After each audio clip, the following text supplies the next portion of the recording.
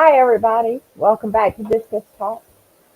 Today, we're going to talk about CBD oil and we're going to talk about THC that has been done in research for use in fish in the aquariums and what they found and all of that today.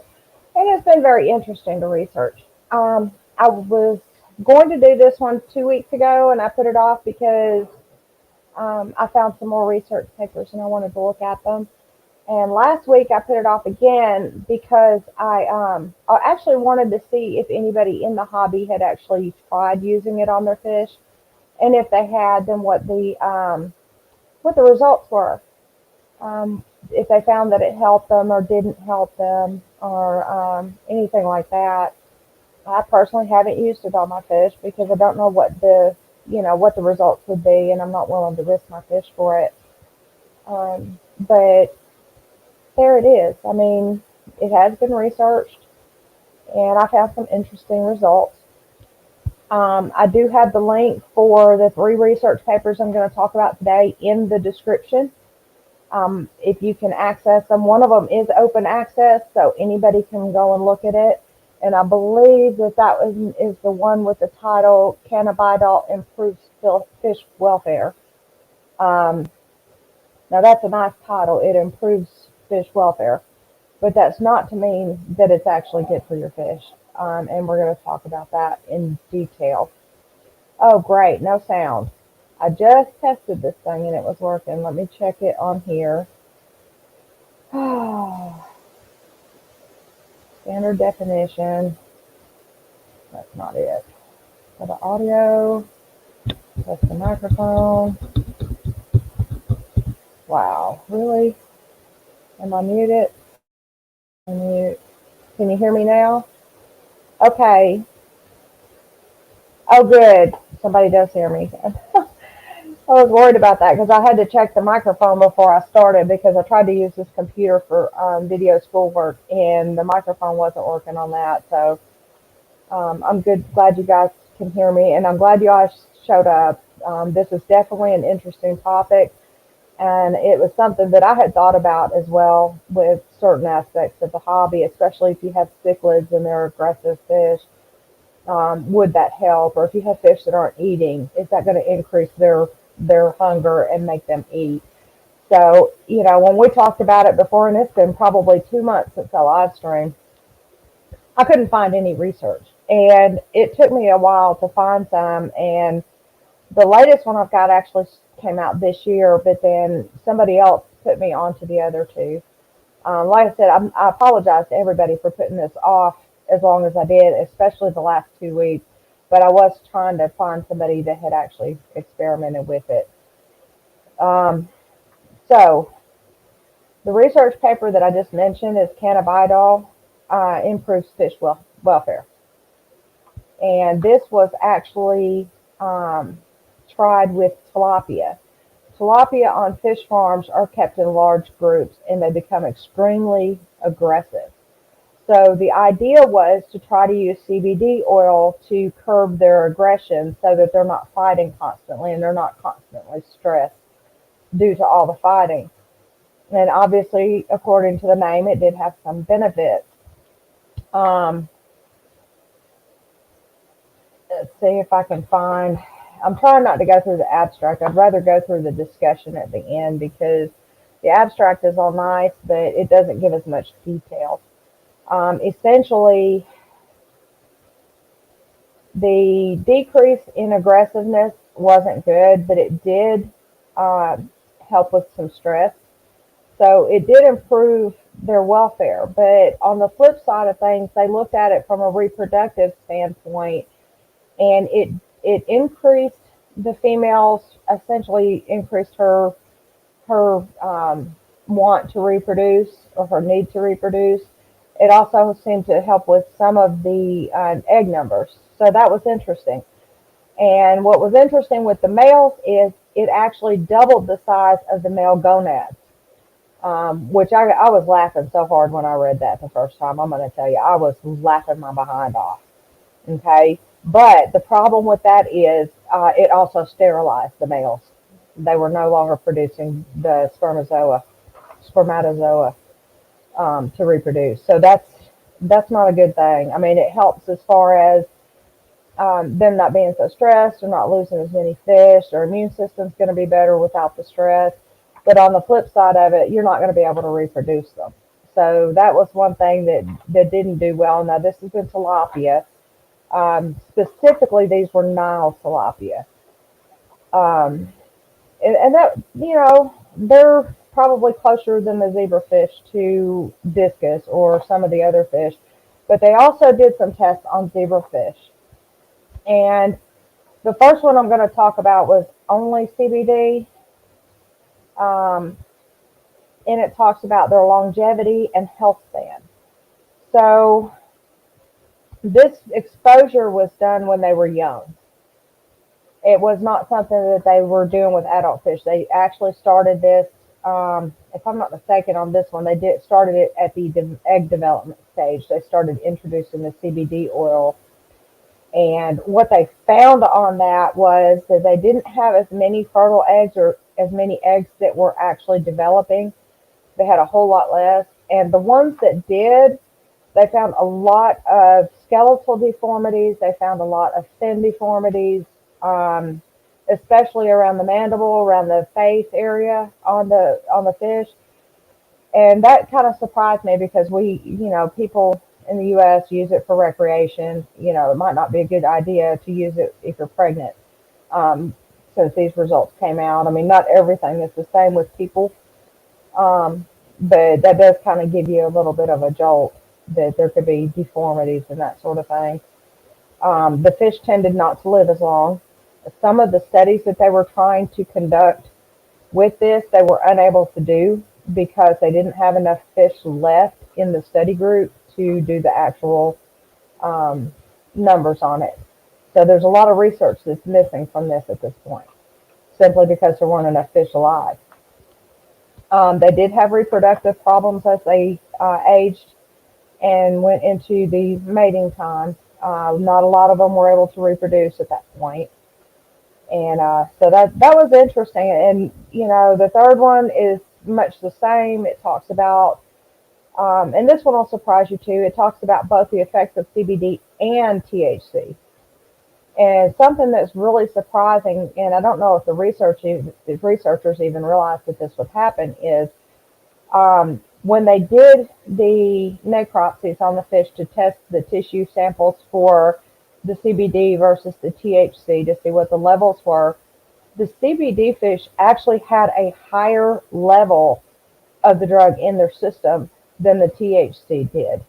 So that was an interesting thing to find out. I mean, I don't think they understood because I couldn't find in here their theories on why it was higher on the CBD than on the THC, but the dosages of both drugs were exactly the same. But then when they did it, they had the higher dosage of CBD oil in the tanks with just CBD. And in the THC, there was less of the oil, of the drug in those systems. So that was a really interesting finding. I really do wish I had found somebody that had experimented with fish because every species of fish is different and it may react different in different species. So I've got two species that both have negative effects from the CBD. I've only got the one study with the THC, so that's that. But by the way, I'm going to talk about my fish after this too, because we've had some changes in the fish room as well. But they didn't find any major organ damage with the tilapia when they did the testing on it. They didn't find any real severe changes or anything other than the male sterility. And that's interesting too. And that falls back to what I was saying. Every fish is different. So the zebrafish, I don't think it really affected the adults as much as it did the young, with causing the deformities and that sort of thing. But with the tilapia, they didn't really do the young. They were trying to find a way to de-stress and make them have less aggression in the overpopulated ponds and that sort of thing. And that actually didn't work for the aggression, but it did work for the stress. And that's something that they were looking at. So Anybody have questions on that before I go into my fish stuff? That's about all I've got. There wasn't a whole lot to choose from. I do know that I won't use CBD or THC in my fish, um, simply based on 3 studies coming up with almost identical problems. Or, well, not necessarily identical, but coming up with problems like that. I don't want to use it in my aquariums. But it's been definitely an interesting look into what they're doing, what they're looking at, and some of the results as well. Um, I hope you guys enjoyed that part of it because there wasn't a lot of it. There just wasn't a lot of research. If I'd had more papers, I could have gone hours and hours. Some of these papers are long research papers. Like I said, I have the links and the information for them in the description. So anybody that wants to go and look at those, you can do a search for those particular ones. The third one that I have in the description is an open access, so you can read all of it. It won't cost you anything. The other 2 are behind a paywall, so if you want to look at the full thing, you'll either have to do it through a university or something, or you can pay the money and look at it. Um, so that's about that for that. Anywho, my fish room. We have sold a lot of fish out of the fish room, so we are down to probably around 300 discus now from about 500. Um, what do the shippers generally are going to use salt, aquarium salt, to calm the fish for transit. That reduces stress in transit. There's a couple of other things. I think the methylene blue also helps them with stress during transit. And quite a few people use that as well. There are people that use tranquilizers. I don't want my fish tranquilized when they're shipped. I want them to come in just as bright-eyed and bushy-tailed as they were when they left. If somebody wants to put something in there, I would do salt. I wouldn't even do methylene blue. I would just do salt. Excuse me. Um, Anywho, so I'm down to about 300 fish. We have 4 pairs sitting. One of them is an existing pair that is the snow leopard with the turquoise. They're producing a couple of different strains, and we're waiting to see what those guys grow out to be. We've got a new pair, a red cover pair that came from our melon couple, and they have um, a batch sitting to grow, and they have now a new batch that's probably about 4 or 5 days old now. So they're doing really good as parents. We have another red cover pair that has just paired off, and we've put them into a tank. We do not know if it is a male and female, but we do know that there's at least one female.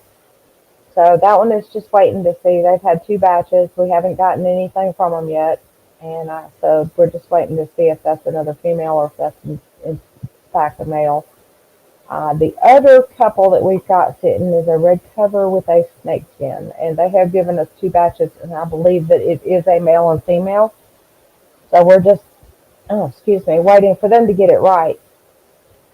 Once they do, I'll start taking videos and stuff of them and posting them out there. But she's a really pretty fish, a really pretty snake skin, and he's a really, really pretty red cover. So we'll see what we get from that pairing.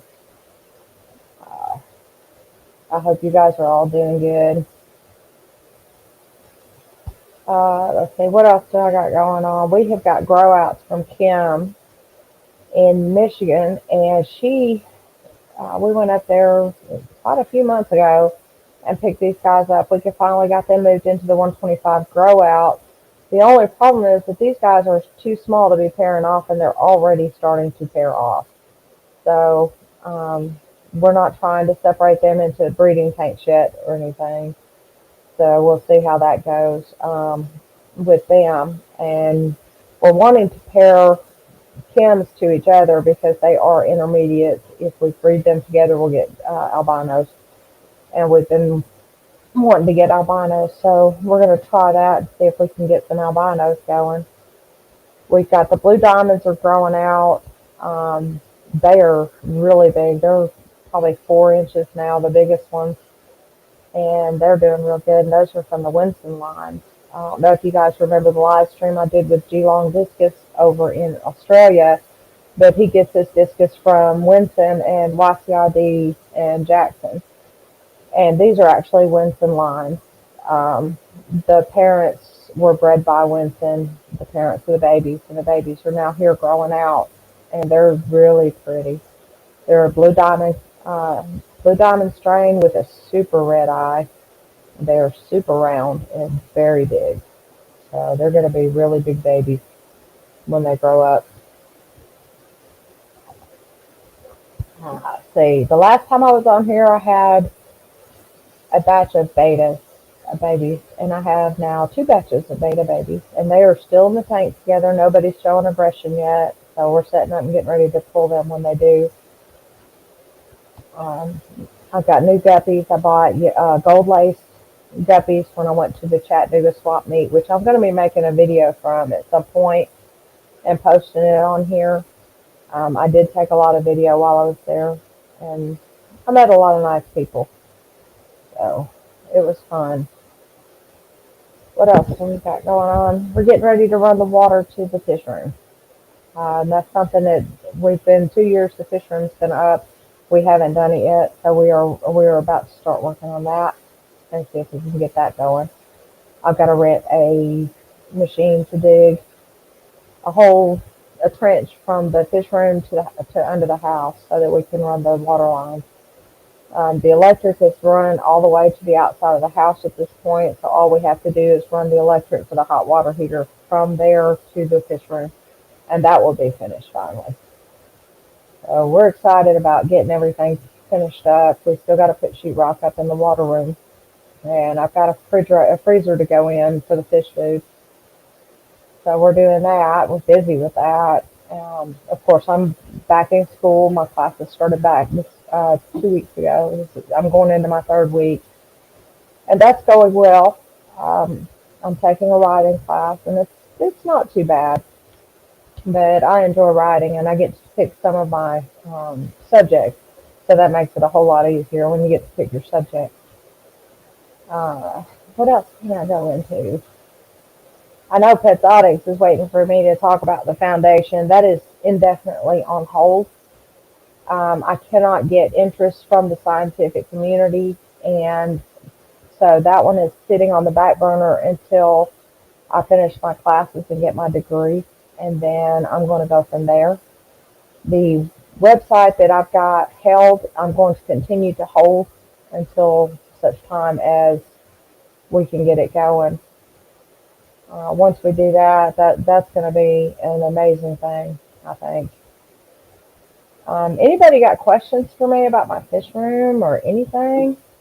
Because if not, I may go out and I might take the phone and hook the phone up here and take you guys on a little brief tour. I know my husband's doing water changes. I'll have to dodge him real quick, but that shouldn't be a problem.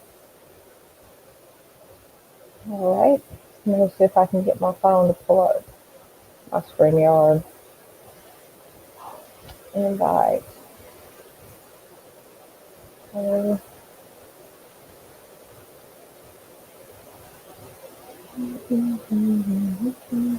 This only takes a second. I should have done this ahead of time, but I wasn't thinking. I was trying to make sure I had my papers in front of me and everything, so I didn't think about doing all the other stuff that I needed to do. There we go. Okay.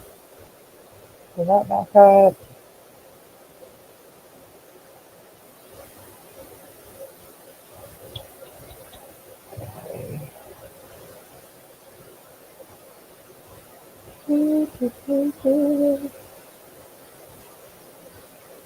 Alright. I'm going to take myself off real quick, and I will be right back.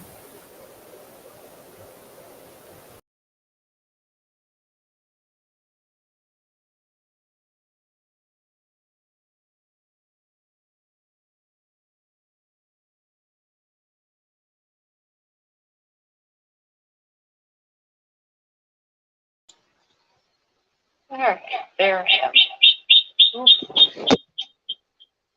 Give me 2 seconds. Okay. Alright, let me see how I turn this around. I know there's a way. Or not. Okay. Let's see. There's the stinkers. Hey, big babies. Hey, big babies. What are you doing? Keep in mind that I cannot see the chat when I am videoing from the phone. So I'm not going to be able to see anything right now.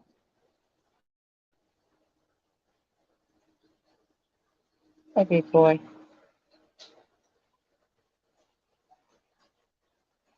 Let's see.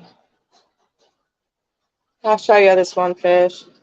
This silver that's coming right here.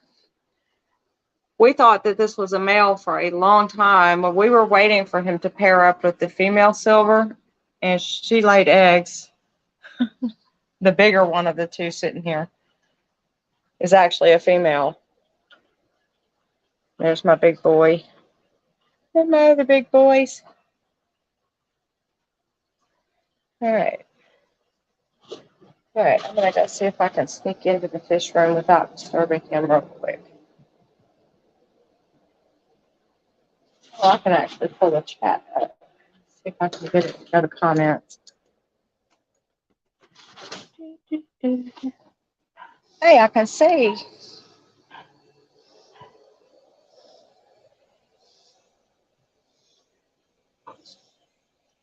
Oh, you're very welcome.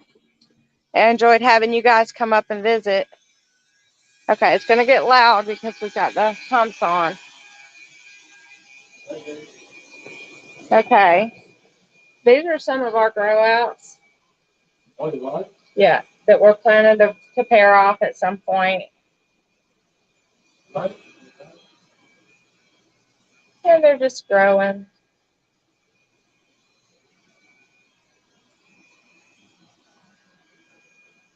Let's see. Okay. These are some of the blue diamonds that I was talking about. And these guys are just turning out really, really pretty. And they're very friendly, as you can see. They're just right up here on the glass. I think all of our fish are very friendly. Hi, Diggins. Hi, Diggins. These are some that we bred ourselves. The Turks. They're turning out really nice, too. And here are some of the ones that we have from the Turk with the snow leopard. And they're a little bit skittish because of the water change. They're turning out really nice. Let's see what else we can find. Yeah, everybody likes babies. Say hi, Mama. Papa.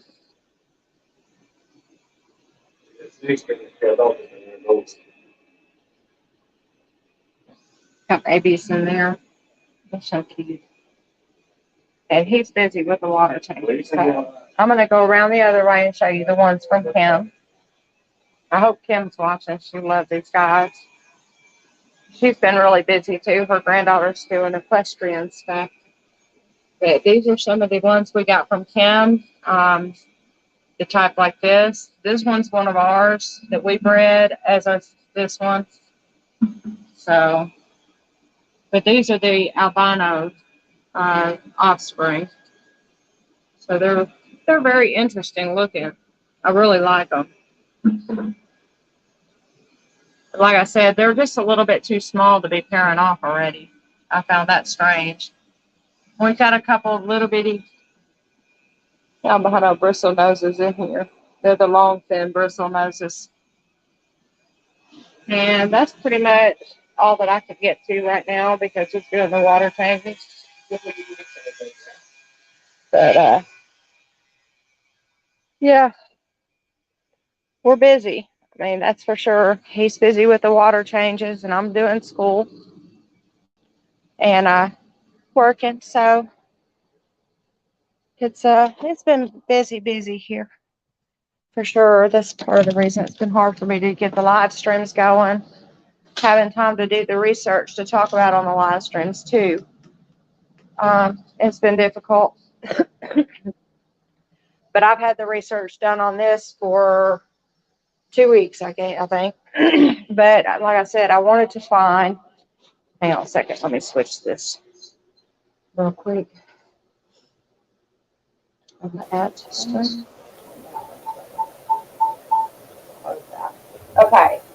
I wanted to find somebody who had experimented with the CBD oil in their. Can you hear me? In their aquariums and found out what they had found out about it. But I couldn't find anybody. I did post that in the Fish Fam group and a couple of other places, but nobody had tried it.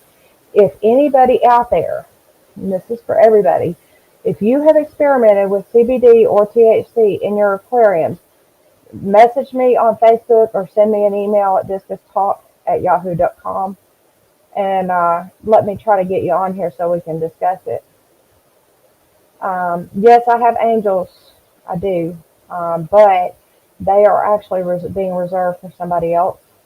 So they're being held here. I do have some that I'm using as cedar fish. Don't tell anybody. But yeah, we do have a few angels sitting there. They've got the Philippine blue gene, but they're just maybe some green discus or green angels. What else do we got going on? I mean, the discus is growing, obviously. The ones that are in the breeder tanks are ones that we have grown out, except for the Turk with the snow leopard. Those two we got from somebody else, and they've created some interesting babies. I can't wait till they're fully grown and see what they're producing from them. The snake skins I got from Kerry Strong in Michigan. If you guys haven't looked up Kerry Strong and seen his fish, you guys need to make an appointment for that if you're in that area and go see what he has. He has some absolutely gorgeous fish. For those of you in Minnesota, Tom Schools is breeding and he has babies available, I think, at the moment. If you can look him up, he is in the Minnesota Discus group. I think he's the admin for that group. And where else can I think of that there's breeders now?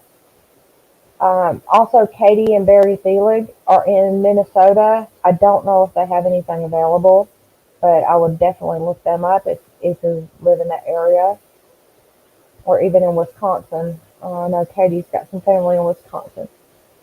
And of course, there's Kim, and that's Kim Walker. She lives in southern Michigan on the Ohio border. And if you guys don't know about Great Black Swamp Discus, that's something you want to look up.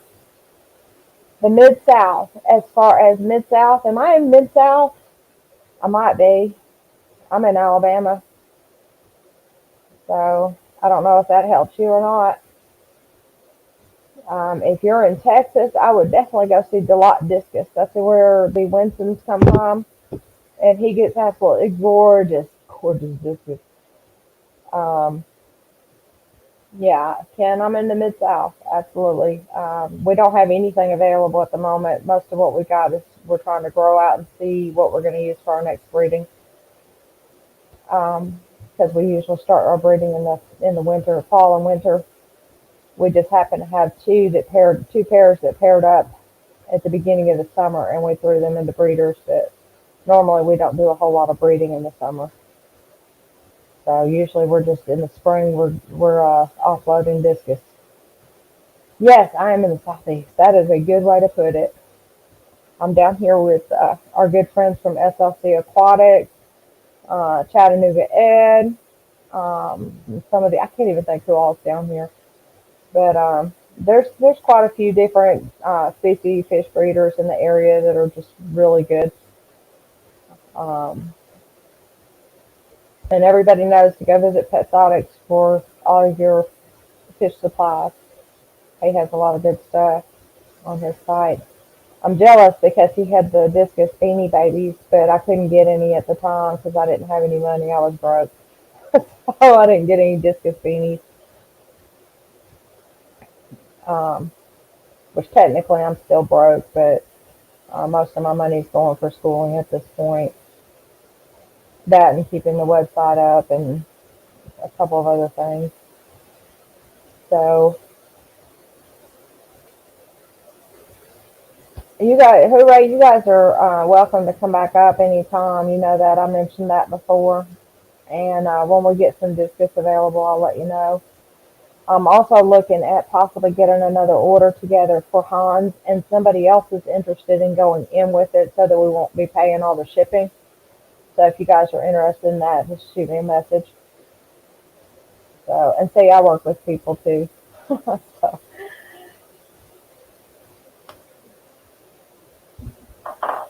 we're going to try to get an order together from Hans before the sensors are completely gone.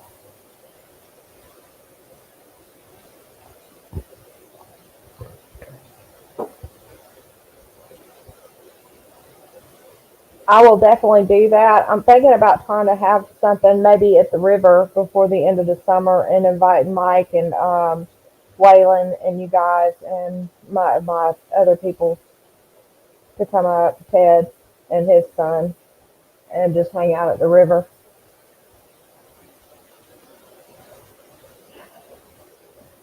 Oh, you don't have. Well, we'll have to see if you can get you another tank set up.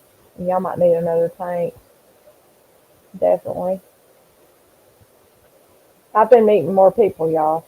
You know, we haven't met a lot of people in the area, but and technically, Hooray and some of the others are not technically in the area.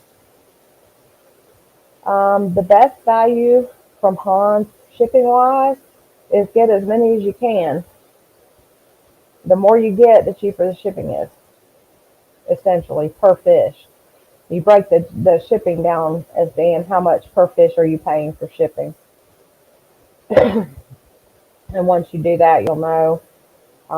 We made a mistake and ordered a 10 pack and then turned around and ordered 20 more 2 years ago.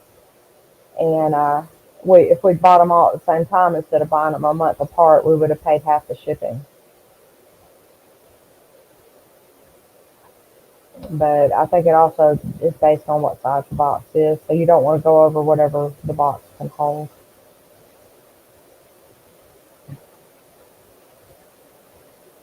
So Diego, how are you doing? Are you doing good now? How much Epsom salt for a 10-gallon quarantine? It's a tablespoon per 10 gallons, Aaron. Is the fish eating? Because if it's not eating, it may not poop.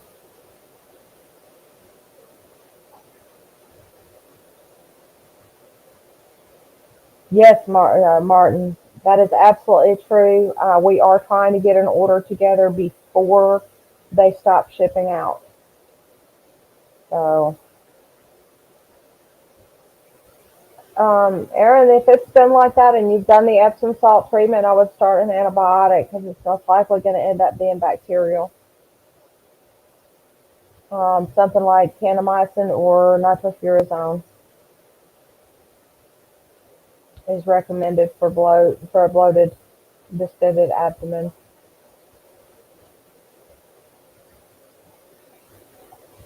Let's see. Stenker shutting down. Stenker, actually, there's something going on right now with Stenker.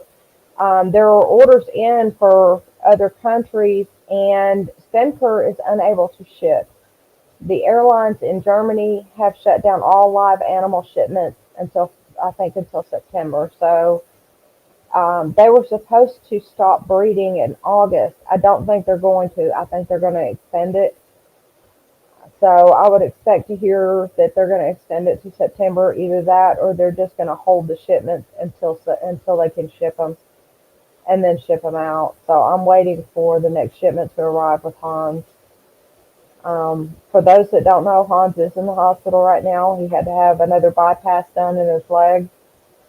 Um, Ken, there are rumors, and I cannot substantiate those rumors at the moment. So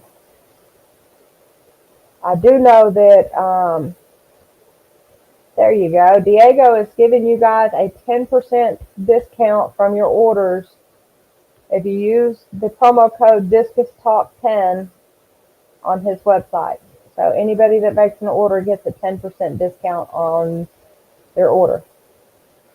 So get on over there and get you something. But yeah, Hans is in the hospital, and he had the surgery on Monday, and they're hopefully going to be letting him go home tomorrow. So we're going to keep our fingers crossed for that.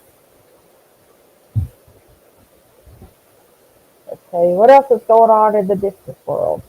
I have no idea. I have been too busy. For those that don't know, I am in school, so I do a lot of studying for school. Derek, I think that it is safe to say that the Stenford discus line will keep going, but they are no longer going to be Stenkers.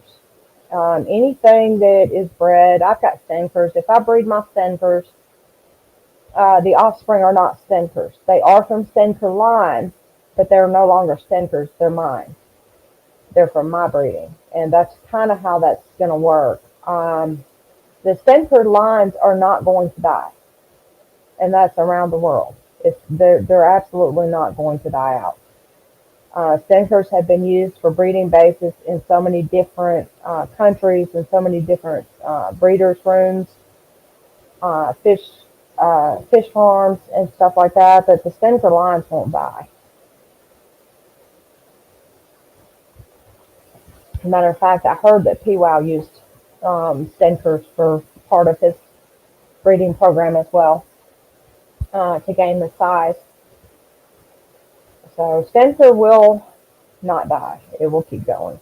They just won't be Stenkers. They will probably be advertised as Stenker lines, and that would be normal. If I breed my Stenkers, I'm going to say that these are Stenker lines, but they're my breeding.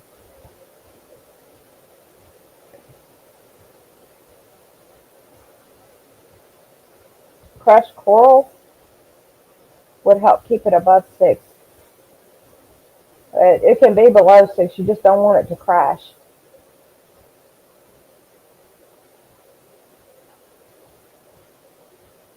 Even if the genetics are pure, let's say my silvers, I've got a male fit silver and a female silver. If I breed my silvers together, I can call them Stenker lines, but I can't, they're not Stenkers because Stenker didn't breed them, I did. So it's not quite the same. The babies, the blue diamond babies that I've got, those are Winston lines, but Winston didn't breed the parents. He didn't breed those babies. Those were actually bred by Bob Pryor in Virginia. Below 5. If you start inching toward 5, you need to worry, Aaron. If it doesn't get too low, but you probably just need to buffer it, and I think crushed corals is probably the way to go. I mean, that's going to harden your water back up a little bit, but not as much as other things. You might try baking soda, but I think baking soda is not a good one either. I'm trying to think along the lines of a breeder tank instead of just a regular discus tank, because you don't want your hardness to go back up too much. You do not have to have a 0 or 40 hardness, a 40 TDS to breed discus, though. Ours breed best between 120 and 150 TDS, which is anywhere from 240 to 300 conductivity. I don't even know what's in pH up. But pH up will temporarily bring it up, but it won't keep it up. And stuff like a bag of crushed corals and a filter or something like that, that will actually bring it up and bring it up slowly and hold it there.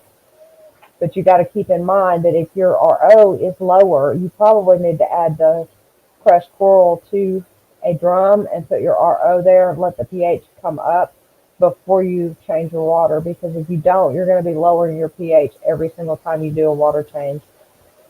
and that's too much fluctuation for the fish. It'll end up causing stress and causing their immune system to become compromised.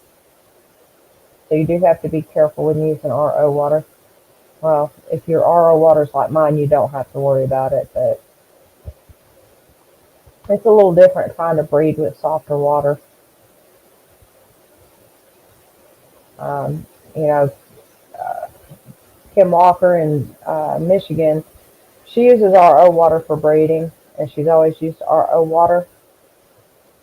Um, 60 to 70 PDS. I breed at 120 to 150, and they have a 90% hatch rate. But it's also different from fish to fish, and it's different from water to water. Aaron, most local fish stores, especially your saltwater fish stores, will have crushed coral.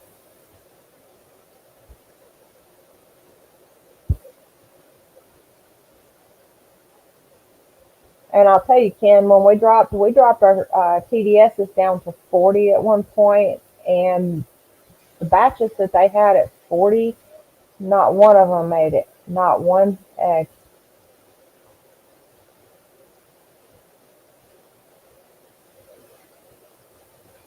So that's, and it's different. It depends on what's in your water, what makes up your water.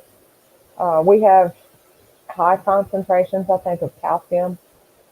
Ours comes from a limestone well. It's a city well, but it really hardens the water.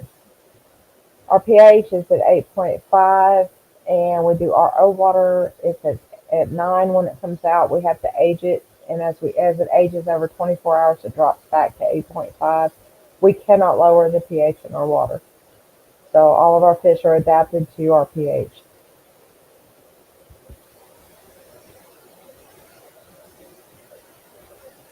And there you go. They found it at one of the box stores.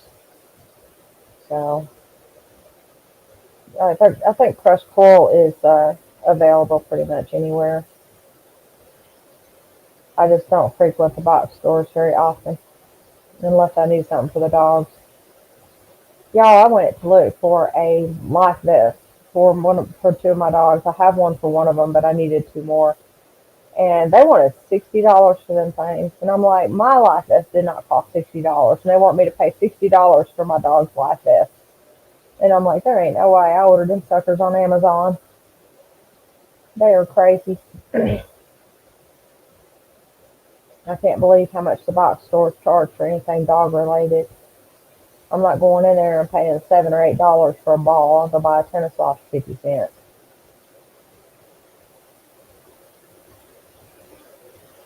Ken, what is your pH underwater? I'm just curious. People ask me, why I don't have plants in my discus tanks, and the reason I don't have plants in my discus tanks is because of my high pH.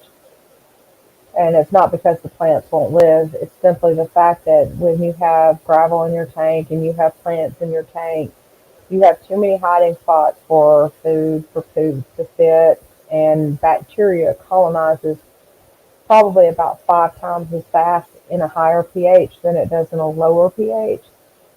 So essentially, I don't have to cycle a tank. I can get a tank cycle of fish in it in less than a week. But on the flip side, the pathogenic bacteria grows just as fast. So we do not have anything that it can fit in and colonize in other than the filtration system. And we do big water changes to keep the bacteria load down in the water itself, along with cleaning the sides of the tanks and everything. 7 pH, that is awesome. I would love to have 7 pH. I would love to have anywhere less than 8, honestly. The 8.5, the fish are fine in it. The babies grow like weeds in it. They get really big because of the amount of minerals and nutrients in the water. But trying to keep the bacteria count low and trying to keep the tanks safe for the discus is difficult. So for us, when they say discus is difficult, it's harder for us than most people, I think. And there's other people with that 8.5. The adult discus would typically only feed 1 or 2 times a day, so It doesn't really change when they have eggs. We do water changes with the eggs in there. We do water changes when they're wigglers, and once they completely attach, we can do water changes, and that's usually only a few hours. So, filter particulate, I don't use carbon in my filters at all. It removes too many of the nutrients from the water. I know what you're saying though. But Ken, you got to think, when I run my water for my breeders through RO system, it doesn't change the pH. It goes up, and it has to age for 24 hours to get back down to 8.5. We do age the water before we use it because I don't want any pH swings in the breeder tank. We have some very, very strange water. Percentages on the breeder tanks, when there's eggs on the cone, we go to just above where the eggs are with the water change. And when there's fry in the tank, we do it to just above the parent's head. What we normally do for their changes. So, and we wipe down the sides of the tank, wipe down the bottom, keep the bacteria count low, so we don't have to worry about bacteria affecting the fry. You're very welcome. You're very, very welcome. I've still got quite a few people in here. Any more questions from anybody? Because after this, I actually have to go to the grocery store, and I hate grocery shopping, so the longer this takes, the better. Now you see one of my little ones over here. So, I would, Derek, I would hold off on wilds until you learn your water inside and out. Wilds are somewhat different. They can actually be acclimated to a higher pH, but it takes time, and you need to know what your pH is, how low it gets with your RO system, how high it is after you age your RO water. Um, there's just a lot of things that you need to learn. Hi guys, I know you guys are probably in the other stream, and I feel bad for overlapping. I think I hit Bree's stream and Kayla's. I think I hit both of them, but I was trying not to. Hi Red Loser, welcome to the stream. I'm trying. Everybody knows I'm not real good with the streams. I'm not shy, but I'm more of I guess, an introvert. So I'm not real comfortable when I'm doing the streams, but I'm trying my best. I really am. Um, Ken, that makes perfect sense. If you don't trust your tap water, it's better to use a filter, or age it. I don't know if you have chloramines in the water or if you have something else in the water. So if you don't trust it, then yeah, I would definitely treat it, definitely age it, um, and make sure it's safe. Well, thank you, Erin. It's easier when there's somebody up here with me that we can talk back and forth too. But I had put this stream off for 2 weekends, and I felt bad about it. And so I decided last minute that I was definitely going to make sure I did it this week, instead of putting everybody off. But I did have a reason for that. For those of you who just came in, the first week I had found the one research paper, and you guys are going to have to go back and watch it again, and I'm not going through all that again. Um, I found the one research paper, and that was on the tilapia, and then I had somebody else send me two more, and I had not read them before the first week that I said I was going to do it, so I postponed it a week. And I had this brilliant idea right before, a couple of days before I was supposed to go live, that I wanted to get somebody who had actually experimented with CBD in their aquariums to come up here and tell us what happened. And so I postponed it again to try to find somebody, and I didn't find anybody. So I'm assuming nobody in the hobby has actually done it. And I'm not going to do it because I'm not risking my fish. Um, that one from what I've read on the research, it just seems too risky. But if somebody had already tried it, it would have been interesting to have them on here with me. So I didn't manage to get that. If any of you guys want to come into the stream and talk with me, you're welcome to. That's actually helpful to me. It makes me more comfortable with the stream and everything. I just didn't feel like I could ask somebody on such short notice if they wanted to come and do a live stream. So I just didn't do it. I know Sheller I'm wanting to have on here. I haven't had time to send Sheller a message and see if he wanted to come on or anything. Matter of fact, you know what? Let's just do it this way and see if anybody knocks on my door. Uh, there we go.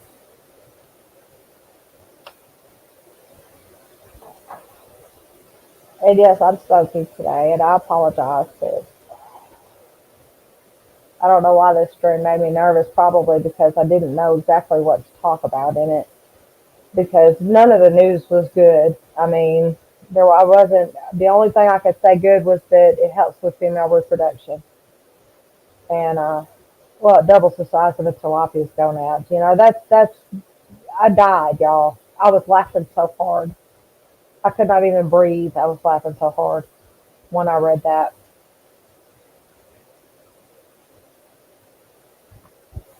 I am going to try to get to where I am doing more live streams. Um, I am away most weekends. I do spend a lot of time at the river. Um, as you know, I'm into the marine biology stuff. I've been doing research. I've pulled samples from the river.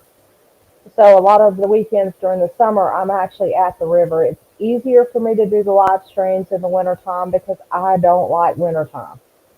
I'm at home. I'm not doing anything. It's easier for me to live stream. But I do like to spend a lot of time at the river doing studies on different things. Um, pH does not make a difference for breeding. It is only to do with the hardness, and the hardness depends on what it is in your water. I know people who have hard water with about 600 TDS who had a huge batch, well over 100 babies, with a TDS of like 600 or 700. So I know it depends on what exactly makes up your hardness. So we have had batches with 200 and I think it was at 215 TDS. We had a batch of about 20 from a brand new couple. So that could be the reason that the batch wasn't that many was because they were new. We have had it at 40 and not had any babies.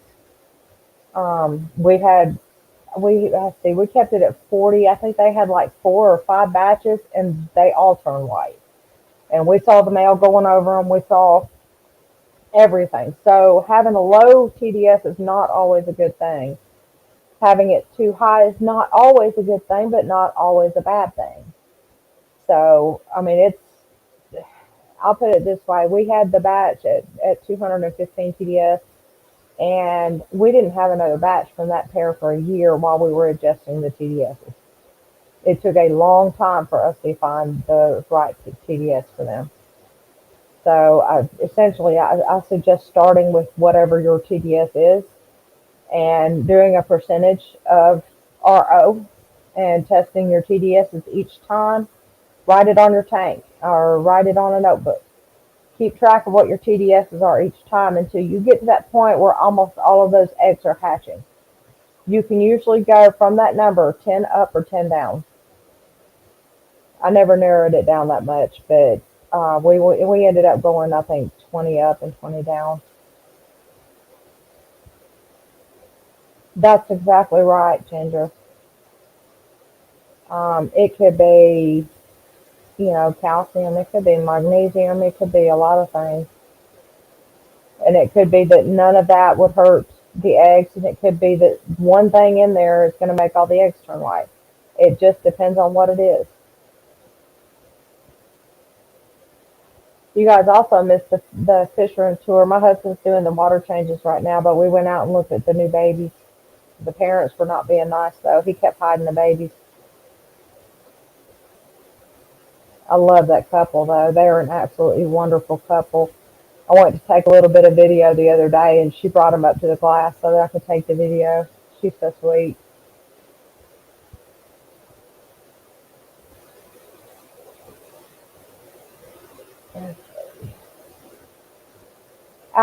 It depends on the couple. The red cover pair that have the babies right now, we had to cage the eggs for this batch, but the other batch that they had, we didn't.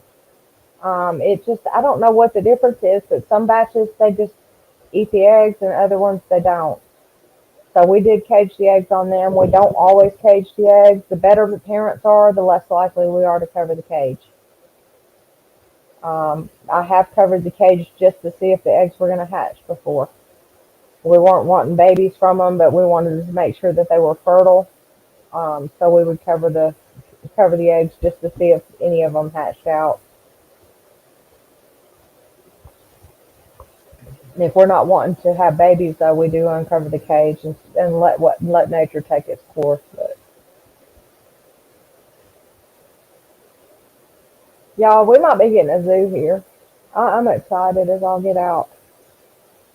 It's still in the planning and fundraising, but I'm so excited about that daggum zoo. So I am taking a class called Writing for the Environmental Professional. And I'm enjoying the class because we have a class project, and every week we have an assignment that is directly related to that class project, and we got to choose the subject of it, and I chose invasive aquatic species. So that was interesting, but it had to be something that wasn't uh, it had to be controversial, and it had to be something that could be like an activist type thing. So I took that one. That's awesome. You're building a studio. I just have a fish room. I have two of them, but this is the only one that I can do videos from. And somebody told me posted a comment, I think on my last video, that I needed to show fish. It's kind of hard to do when you're sitting in front of the computer. I mean, I've got the tanks in the background, but you can't see the guppies. So that doesn't do a lot of good. And of course, I had an incident on Facebook the other day, y'all. Somebody was asking about an 8 pH, if Discus could live in an 8 pH. And this guy says, no, they have to be below 7. They're from South America. Well, you don't know me. Mine's 8.5. And I made a comment about, these fish aren't from South America. They're from Asia or Germany. And, they can adjust to pretty much any pH. So he pretty much told me that I didn't need to have Discus or any fish for that matter because I didn't know what I was doing. And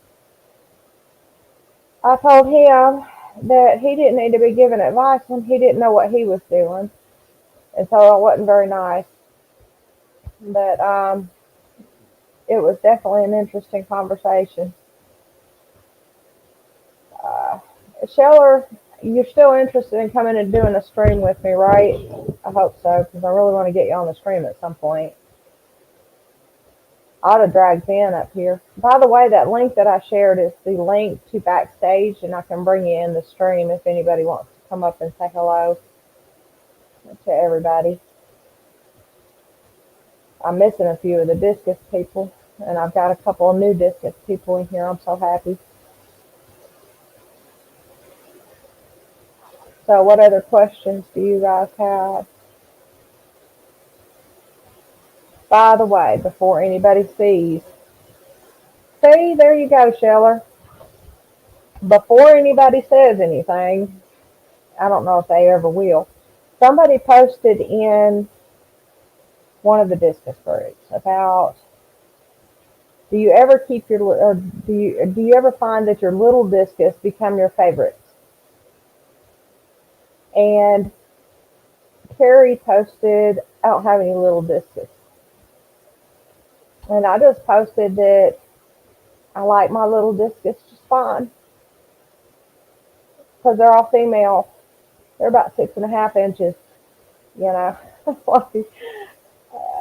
said, well, what about the young ones? And I'm like, well, I don't know if they're male or female or not. And I don't judge them until they're older. But I don't have anything against people that have smaller discus. I don't have anything, you know. I've actually got a couple of smaller discus that I don't know where they're at the moment.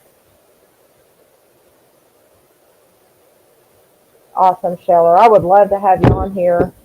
I'd like to get more of the fish fan people on the stream because most of them don't know me, you know. At least, I could get to know them, they could get to know me, and that sort of thing. So I would love to do that. I'm also, and I don't, you guys came in after we were talking about it. I do plan at some point to have a gathering of discus people um, at some point before this end of the summer. I'll probably do it at the river in Gunnersville, Alabama. So that's something that I'll probably make an announcement on at some point. It's not going to be any type of formal fish swap or anything like that. It's just going to be a relax and hang out, if that makes sense. Talk fish, talk discus, talk, whatever type of fish you want to talk. But it's just going to be a hangout and meet everybody type of thing because I've got people in different parts of Alabama that are getting fish for me, but none of them know each other. And I think that would be a good thing to do. All right, come on over then. We'll fix you up. You got to have some discus. You can't not have discus. Well, you'll have to wait until the winter time. I won't have any until then, probably. But I've got babies crawling up right now that'll probably be ready to go in 2 or 3 months. But originally when I thought about doing the gathering, I was thinking of the people in the area and letting them meet each other. But I don't see any reason why others couldn't come too. I mean, if you guys are close to the area or whatever, or you want to come down, I mean, we'll probably do that. Uh, there's a campground down there. It's kind of nice and everything. So, discus are a joy. They are something else. I mean, I don't know what you guys' favorite part of discus are, but I think my favorite part are seeing them with the babies and watching them, watching them take care of them, watching them do trade-offs. I mean, I don't know if you guys have ever seen a trade-off between mom and dad. I saw him call the other day. We had some people over, and the female had probably 3/4 of the babies on her. And he started calling, and all of those babies went over to him, and it was just awesome. And you'll see them sometimes, one will have the babies, and they'll swim past the other one, and they'll kind of do a shake, and all the babies will fly off to the other one. We call that the pass off. And I think that is just so cool. But they do work so much together to take care of the babies. Ken, they are very different. They are very different. They seem like a very sweet spirited fish, but when they go into cichlid mode, they are nasty. They are so nasty. They will kill other fish in a second, and there won't be anything you can do about it. Discus seems so peaceful and so calm, but there's a cichlid in those fish. From the 300 that I have, I may have 8 or 9 strains.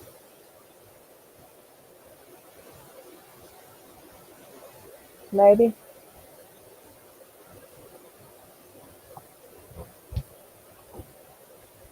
I mean, most people anybody that's following Simply Discus forums or Discus Inside Out or Discus 411 911, you guys have all seen the blue diamonds that I have sitting. Those guys are actually just absolutely gorgeous. So I'm waiting on them to grow. They're from the Winston lines. Ken, where did you get your babies from? Just out of curiosity. Are they Stengers or?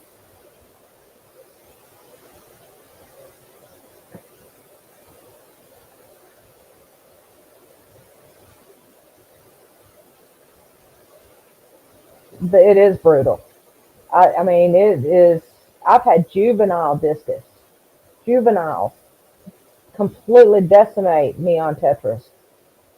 I mean, within 2 days, 20 of them were gone, just gone. I had breeding pairs in a tank with probably about 10 discus in it, and I had Bolivian rams, and those pairs destroyed those Bolivian rams, and they were adults. I mean, they just absolutely destroyed them. Ooh, I fish store. That's a tough one. Um, don't be ashamed to say it because everybody's bought, lower quality or from what we consider to be not so reputable dealers. I've done it. We did it the first batch we bought from the Discus guy. We got lucky and they ended up being decent fish when they were grown. But he doesn't really have a bad reputation, but he doesn't send you the strains that you order either. So that was an issue.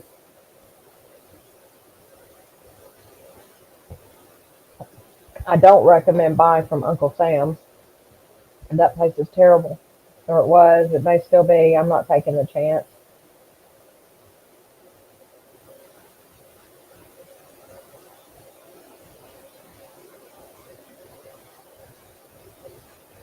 I do not monitor phosphate levels in my tank.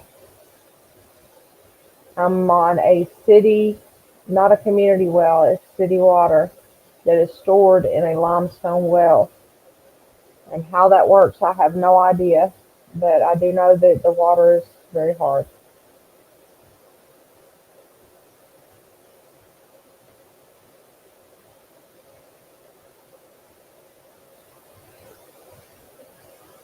Oh,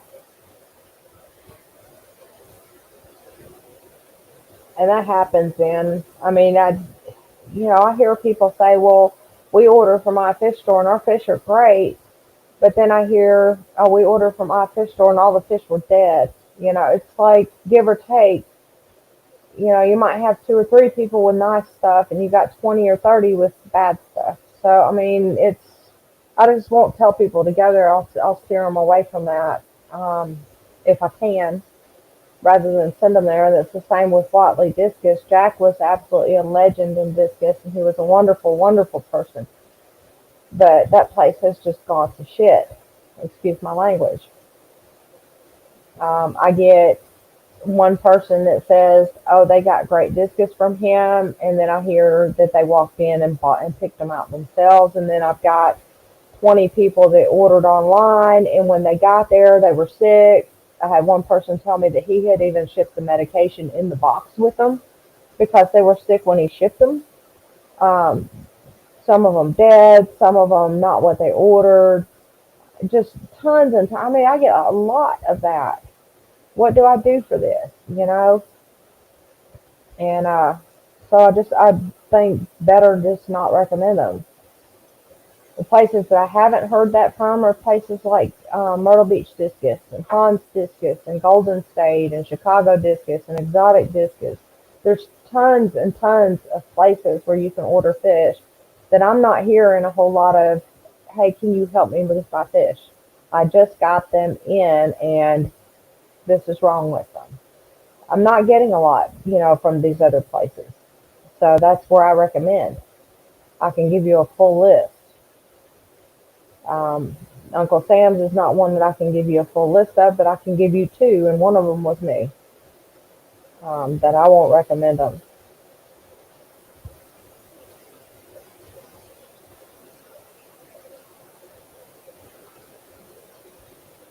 Yeah. In ordering from other places, if you order from Myrtle Beach or you order from Chicago or you order from Hans, I'm gonna tell you, I paid about the 10 pack, and they're 2-inch discus if you include the tail. Okay, but they're at that age they're so tiny, you don't know how quickly you can mess them up. So that's always a worry when you're getting the little ones. That I mean, my sensors are massive. Unfortunately, my sensors are also getting fat. So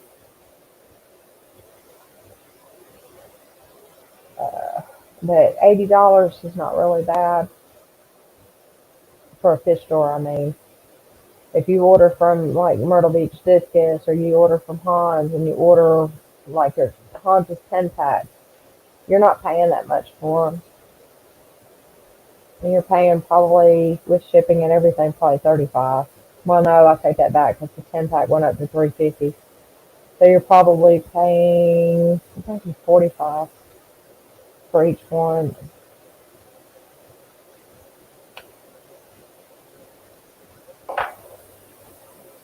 But the shipping is going up real bad. I have F1s. I do not have any wilds.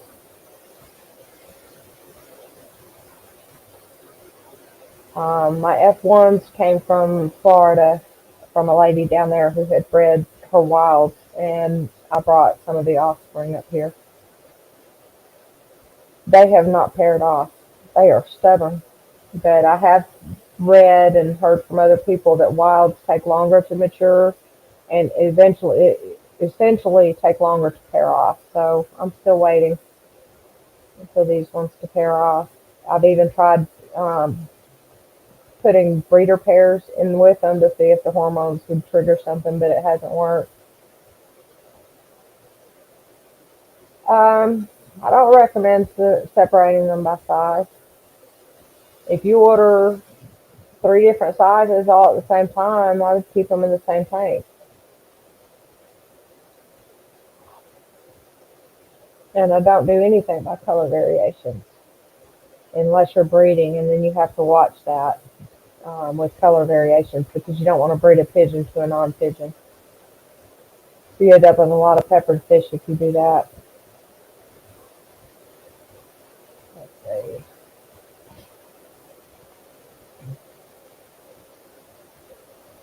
Oh, is it 300 now? I thought it was 350.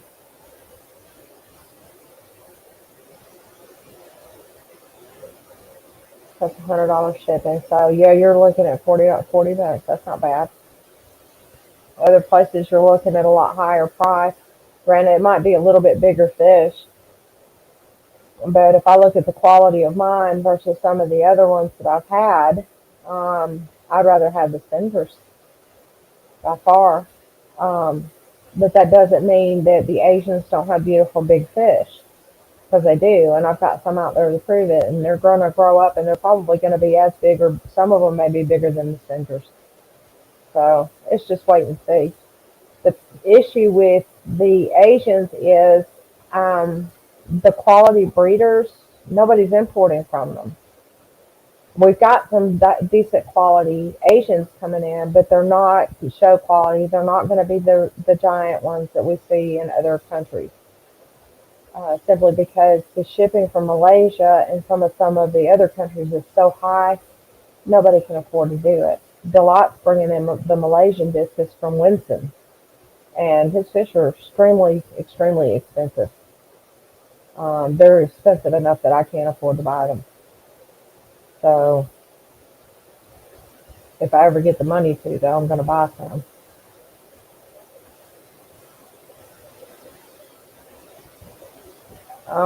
Also, something to mention. I've already said if you're in Michigan, you need to look for Tim Walker. You need to look for Terry Strong. There's a couple of other up there. Terry can put you in touch with who you need to talk to up there. And I told you about the people in Minnesota. That's not to disparage other people that I don't know. There are other breeders. I know Mike Schmidt here in Alabama is starting to breed. I don't know if he's bred anything yet. If you run across him, Mike Cifuentes in Decatur has started breeding. I think he's had 1 batch or 2 batches from the Stinkers. Always look for your local people, but look at their quality of their fish, because if the parents aren't good quality, your babies are probably not going to be good quality either. So that's something to look at. Um, I know Mike is running off of my fish right now, and he's got a pair of rose reds that came from Chicago Discus, and I think he got 2 other couples that he's trying to breed as well from other people. I'm not sure where those came from though.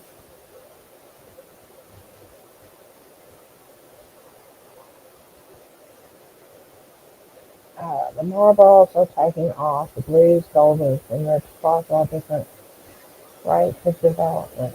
Okay. I don't see any reason not to have them together. There was a rumor started about a growth inhibiting hormone. I've already debunked that. Um, I debunked that before that even became a thing because we take juveniles from the 150, the tall one, the acrylic. We'll take younger ones that are about 3 or 4 inches, and we'll put them in the tank with the adults and semi-adults, and they grow fast in that tank. They grow super fast in that tank. The male that is sitting with babies on his back right now is probably 6.5 inches, maybe 7. And we had put him in the tank with the adults when he was 3.5 inches, I think. And he went from 3.5 inches to full grown in a little over 2 months. I mean, you could see him growing. It was unreal because he put on for at least 3 inches in that 2 months. So I've already debunked the growth inhibiting hormone. I don't believe that for a second. Besides that, you got to think if the parents were putting off the adults were putting off growth inhibiting hormones, that would inhibit the babies from growing, and that would defeat the entire purpose. So I don't. I think with some fish, maybe like your puddle dwellers, like your betas and stuff like that, they may do that as a defensive mechanism for breeding purposes. But I don't see a discus or an angelfish or uaru or something that raises their young. I don't see them doing that. I don't see them having that type of mechanism. They do have it in, I think it was goldfish has it, and that makes perfect sense to me. But as far as your fish like the discus that raise their young, that doesn't make any sense at all. Because if they have a growth inhibiting hormone that they're letting off, that's not going to be a conscious decision. They're going to be letting it off. It's going to stunt the babies.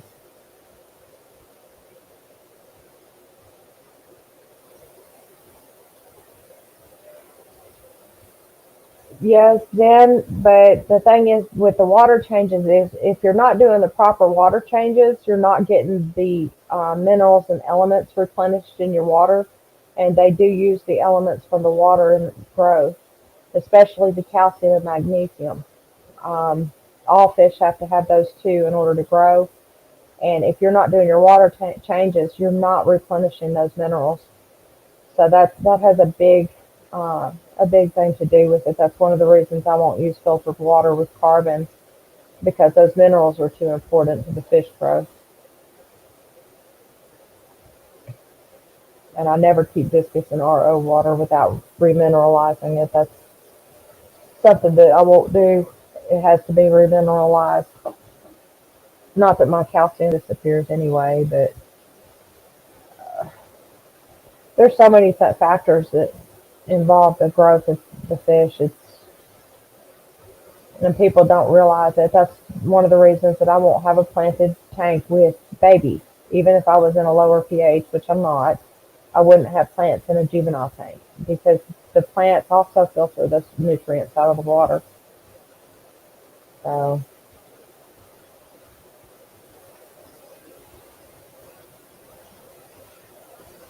well, you were trying to say I am. That's not that bad.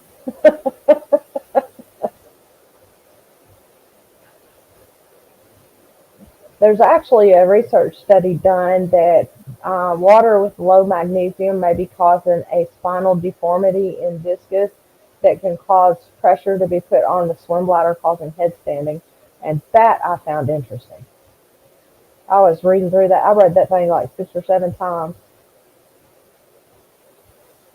Yeah, the plants, anything that you put in your water that absorbs nutrients from the water are taking nutrients from the fish.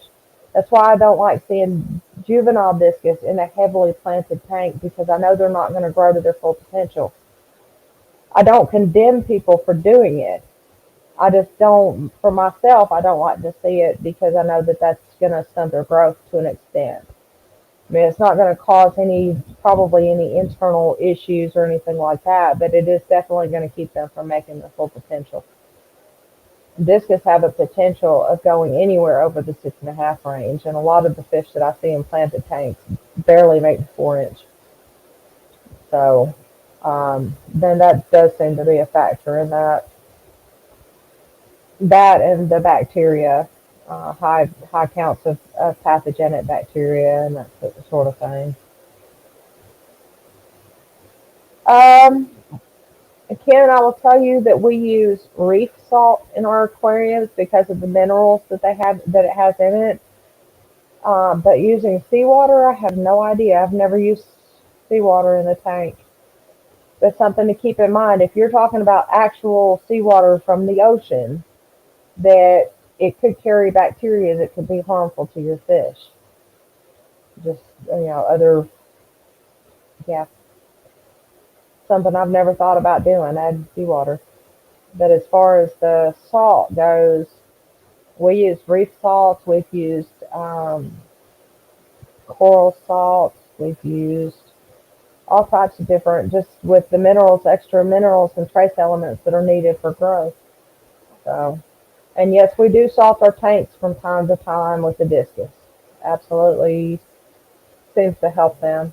And do have drama queens in our discus tanks. We had one snake skin from the Stenkers who just out of the blue just turned dark and went to the back and started hiding, was hanging out in the water, wouldn't eat. I mean, he looked like he was going to die and scared the crap out of me. So we set up a 10 or no, a 20 gallon in the fish room, and we threw him in there. I had my husband put 5 tablespoons or 10 tablespoons of salt in that tank because I was scared to death that the fish was going to die. And I kid you not, within 10 minutes, that fish was acting normal, eating normal, swimming around, coming to the front of the glass, just completely normal. And I'm like, was that an act to get a salt bath? Was it really an act? You really just pretended to be sick so we would give you a salt bath. So now we occasionally add salt to the water, just to keep the fish happy so they don't scare us anymore. Because I really think that he was trying to get his salt bath in. And we did keep him out there for several days. And with the water changes, just let the salt content come back down, and he was fine the whole time. There was nothing wrong with that fish.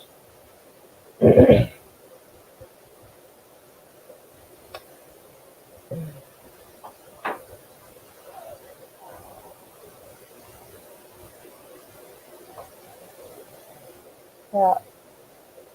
And I'm not knocking plants, guys. Know that. I have a semi-planet tank. I used to have a planet tank with plants died, but I still have a Nubia. That stuff is doing great in there, and I still have the hornwort floating around on top, and they're doing good. But for some reason, those Amazon swords would not live in my tank, so maybe it's just too hard.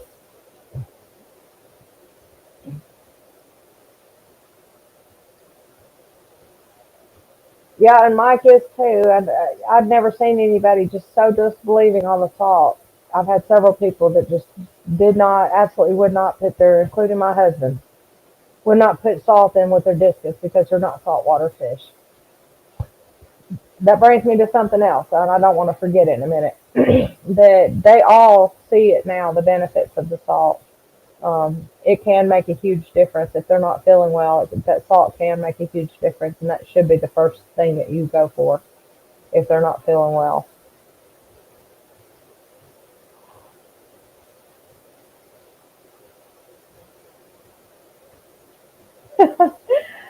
Then we've got some out in the fish room that just are just happy, happy, happy when they're getting water changed, and then we've got some that try to get behind the sponge filters, and these are the ones that stick onto the side of the glass, and they're bigger fish. They don't fit, but they're trying very hard to get behind these sponge filters during water changes. It's really, really pathetic, but they're so funny to watch. Ken, if you don't have any sick fish, I only use 1 tablespoon per 10 gallons. If they're starting to not look good, if maybe, just a little puny or whatever, I do a couple of tablespoons per 10 gallons. And if they're really sick, I go up to 5 tablespoons per 10 gallon. Hi, Yellowstone. Welcome to the stream. We're just sitting here talking discus. I'm glad you guys all made it in. I apologize for not being around much, and I have been in some of y'all's streams and just didn't say anything, but I have been there. Usually, when I'm doing my homework and stuff, I'll pull up YouTube and just have it muted while I'm doing my schoolwork. So I'm trying to support everybody's channels as much as I can. Oh, that's what I was going to tell you guys. I said that my class project for this semester, my writing class, is on invasive species. And the lionfish is an invasive species off the coast of Florida, and it has actually migrated from the Mediterranean Sea over to the Florida coast. They found evidence that it's actually a migratory move, that those fish have actually come over off the coast of Florida. They are still an invasive species and are not a native species, but that could be a natural migration that they're doing. But there is a cyclosoma, I can't remember, it's a South American cyclosoma, and it was released into some aquarists released it into the canals in Florida. And they started seeing this fish. This fish is an invasive. And they started seeing it in the brackish water in Florida. And I can't remember the name of it, but it was definitely a cyclosoma. Oh, it was the Mayan cichlid. And I've known that Mayan cichlid was invasive and that it was down there, but they have now started seeing it in the marine side. So this Mayan cichlid is now a saltwater cichlid in Florida. And that is just crazy. So that's something that, I hadn't really thought about since I've had mollies. I did my little experiment with mollies, taking them saltwater and keeping them there for a month and then taking them back. But to see, other fish that are not normally brackish water, to see them actually adjust to full marine, that's crazy.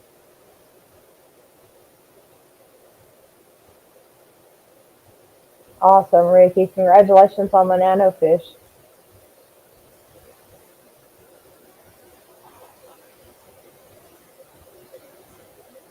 Oh, you got to get Discus.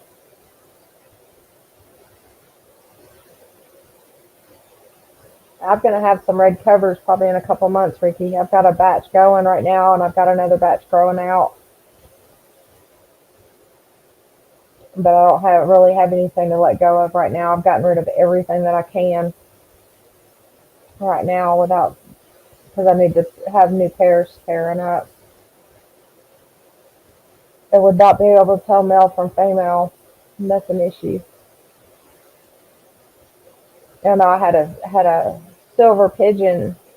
I had two of them in the main tank. One big one, that's male, and one smaller one, obviously a female. And they started pairing off, and they were cleaning the back wall of the tank and everything. And I got so excited because I really wanted them two to pair off. And so seeing them cleaning the tank, I thought, oh yes, that's it. It's gonna, we're gonna have some silvers.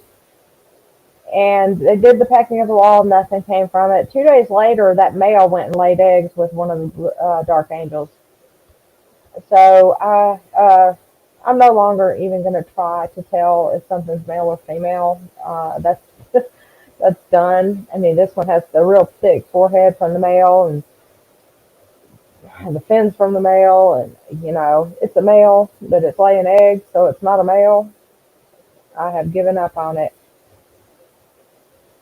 Yes, we do have snake skins. We have actually got one snake skin in a tank with a red cover right now, and we have a snake skin pair that are just now pairing off, and I expect that we'll be putting them in a breeder tank once they lay a couple of batches.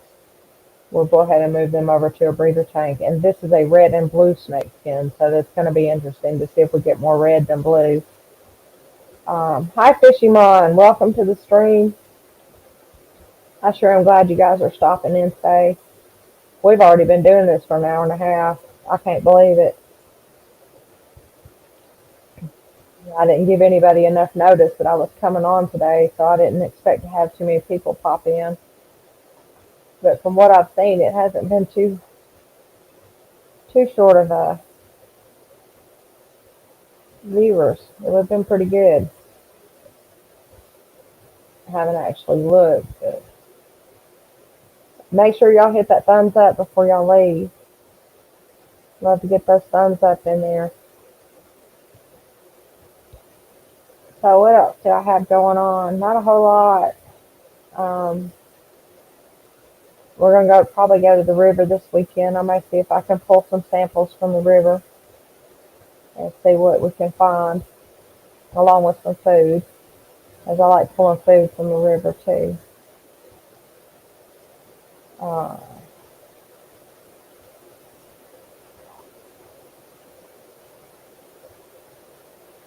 Ricky, you're more than welcome to come up and take a look when we've got some available. Like I said, I think the only ones for sure that we'll have enough to get rid of will be the red covers right now. But we do have some pigeons that are.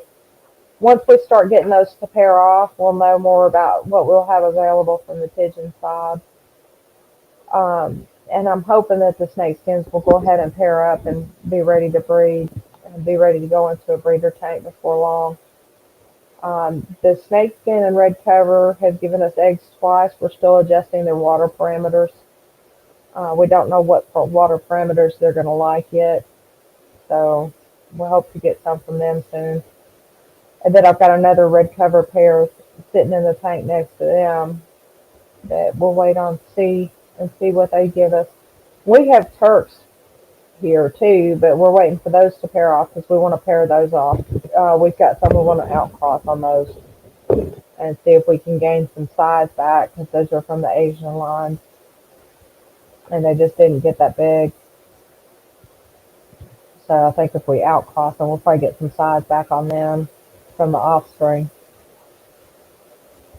And I'm going to put the link out again if anybody wants to join me in the live stream. They're more than welcome to.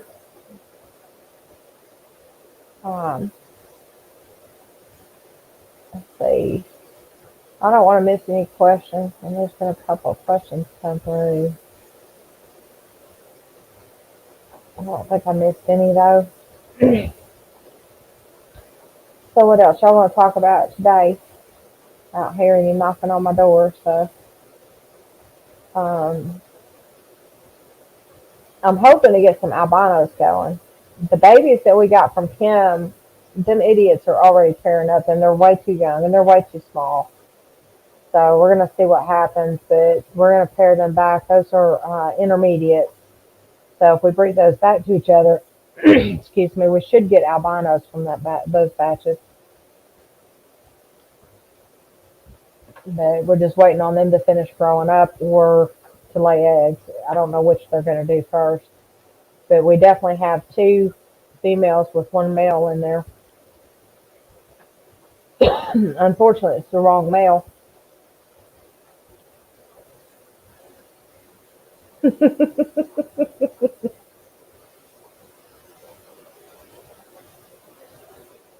Oh,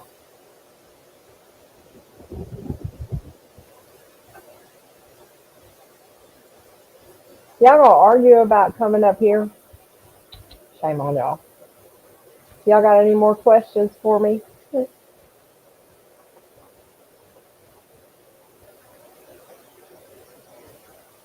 Uh, what else can I talk about? Golly, we done been here for an hour and a half. Yeah, Fishymon. Come on up here, Fishymon. I don't bite. My fish do, but I don't.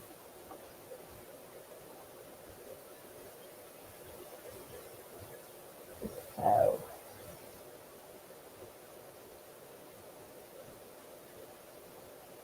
let's see. Y'all need to hit the like button. It says I've got 15 viewers and 10 likes. If y'all get a minute, click that thumbs up. I'm getting close to my 1,000 mark. And somebody challenged me to see who gets there first. And they're probably going to get there first because I've been lazy about the streams. Well, I can't say I've been lazy. I've just been busy. So, it hasn't been that I don't want to. I do want to. I just don't want to be so busy all the time. You're not shy. I've seen your screen. You're not the least bit shy.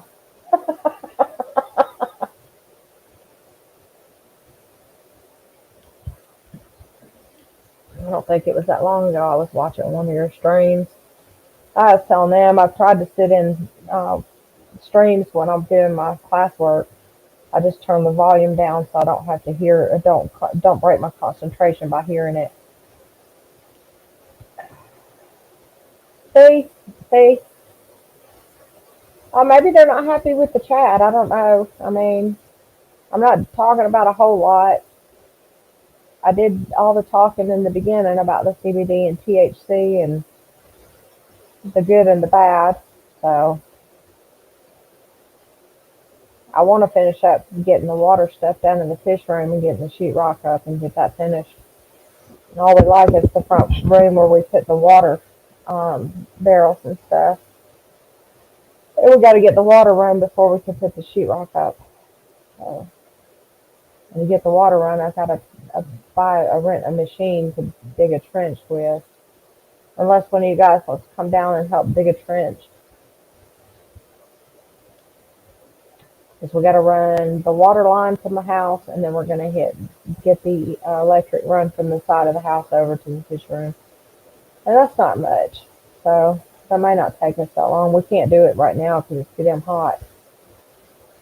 Thank you, Fisherman. Thank you, Reese. Thank you, Zen.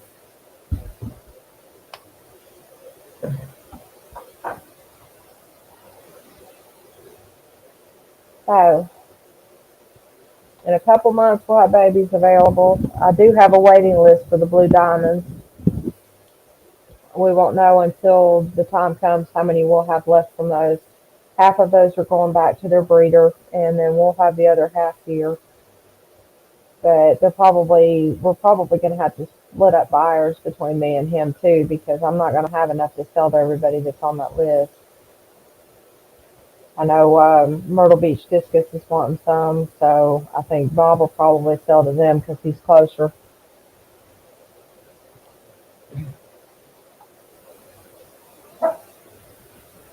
Lady, hush. Y'all see my baby? She's over here barking at me. She wants me to let her outside so she can go to the fish room and aggravate her daddy. She's silly.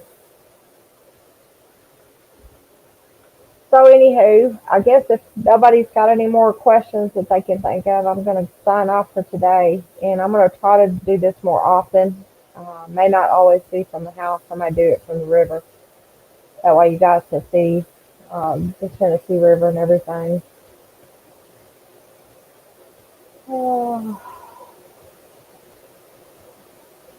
I think a higher tank they like better. Simply because they're tall-ish. A lot of times we'll do the tall tanks rather than the long tanks. So the juveniles, we're just doing the, what part of Louisiana are you from, Derek? The 125s are shorter for the juveniles, but for the adults, we like a taller tank. Matter of fact, we're thinking about switching out the 150 tall for 125s, but that's still in the discussion phase. I am still looking to buy 225 gallons, but I cannot find any. I can't order them through Petco or PetSmart. I tried ordering new ones. They won't order them. And I'm not finding anything on Facebook Marketplace either. Baton Rouge, you're probably about 5 hours from me. I do know that there's a lady in Mississippi, I think, who has discus, but she hardly ever sells any, I think.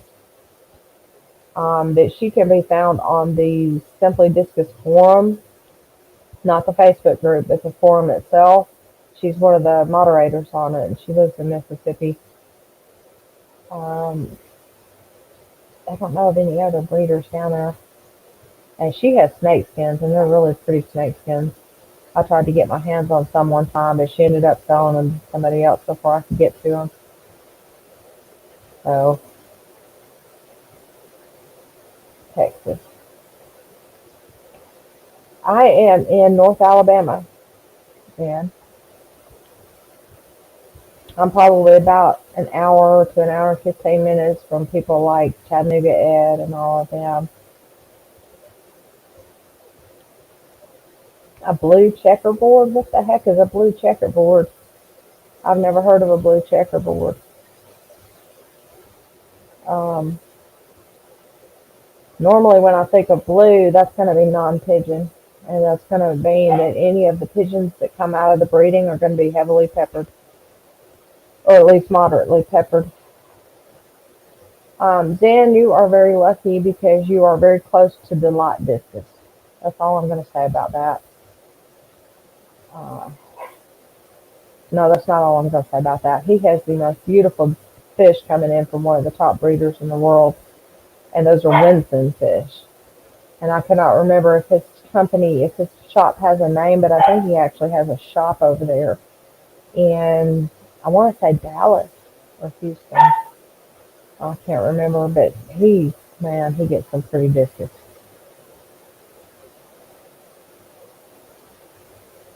Oh, you got me curious now. I'm going to see if anybody has posted a blue checkerboard. It's driving me nuts. Blue checkerboard. Oh, I might want to say discus because I'm not playing checkers. Okay, everything that comes up except for the red eagle. A red eagle came up, but that's not a blue. That's a red. Yes, this is red panda. Those are all Turks. Everything that came up under that.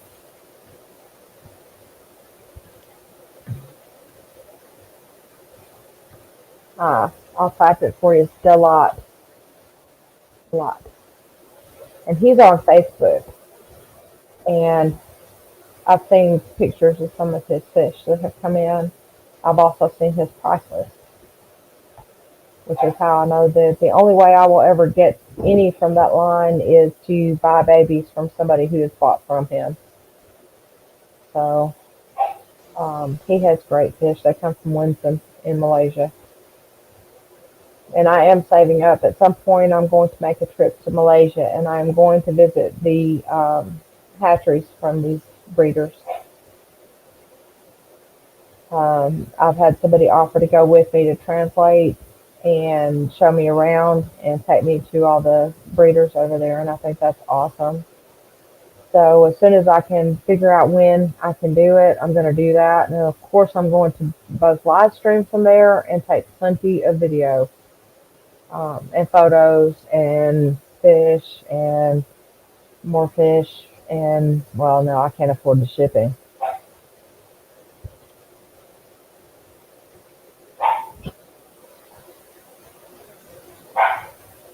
Yeah, I like to look too. Um, my biggest thing is I like to look at, I guess some people would call them showfish or uh, super high quality fish. But honestly, I prefer to grow them.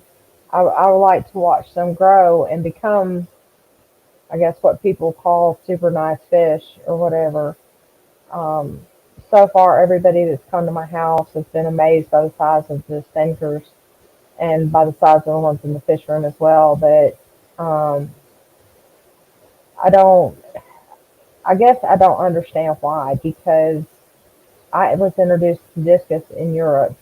Every fish store we went to in Europe that had discus had big discus. Um, and so I personally don't understand why, people haven't seen big discus. I'm not so, well, I mean, all you see at the stores, right, are babies. That's all you see at, the local fish stores. That's all you see at. So I didn't know that, people had smaller discus or that discus would be smaller. I'm just used to seeing bigger ones, I guess. But um, it makes me wonder what size discus they have, though, if that makes sense.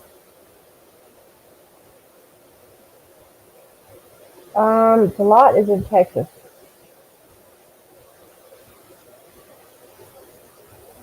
And that's very easy to find out because a lot is on my friends list on Facebook. Although I've only spoken to him once. He is in Wiley, Texas. And I have no idea where that's at.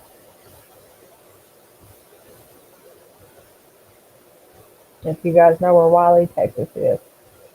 Lefty! It is very good to see you again.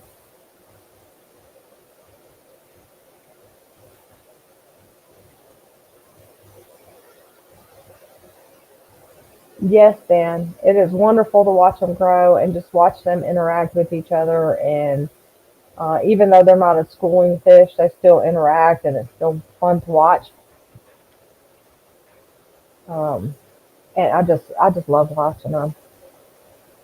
Especially well, I like the babies too. I like watching the parents with the babies and all of their interaction, and I love watching them do the shimmy shake when they're preparing to breed and the whole breeding thing. Okay, so it was Dallas. I thought it was, but then I thought, well, maybe it's Houston. But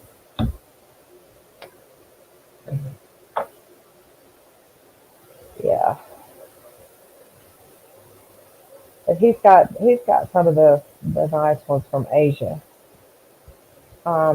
Anybody that saw the interview I did with Geelong and the fish that he showed, those are actually from that breeding circle in Malaysia, from Geelong fish.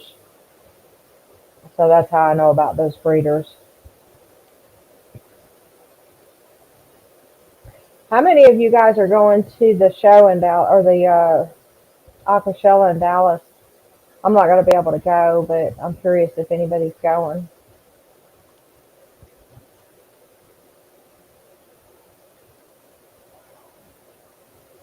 Then he has them. I mean, he has top of the line quality fish. The only reason that they cost so much is because of the shipping. And I found out from somebody else that was looking to import from Malaysia, and the shipping is outrageous. It's worse than it is from Europe. Um, so that's a big reason that nobody's really bringing in the fish from these top breeders because they can't afford the shipping on them. And Deloitte's one of the ones that's doing it, but you're going to pay more for the fish because it costs so much for shipping.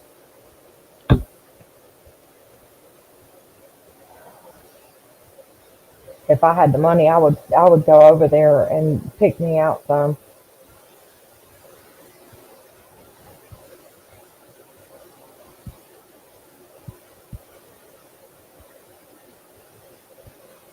Now look here, you're 4 hours away from Dallas, and you can't go to Aquashella in Dallas.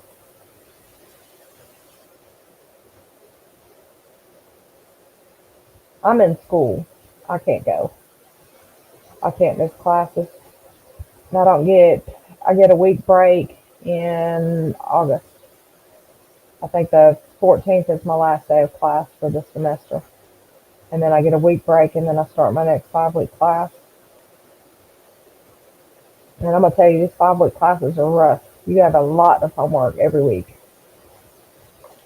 And it's not short homework. I just did a full three and a half page report as one assignment for the class this past week. And then I'm going ahead and starting the work for this week already. I started it earlier today, but technically class doesn't start until tomorrow. But I went ahead and started some of mine. These writing classes are a little bit harder, I think, for the time it takes to do the writing and that sort of thing. Good thing is I get to use Microsoft Word, so it tells me when I make mistakes and I can fix them.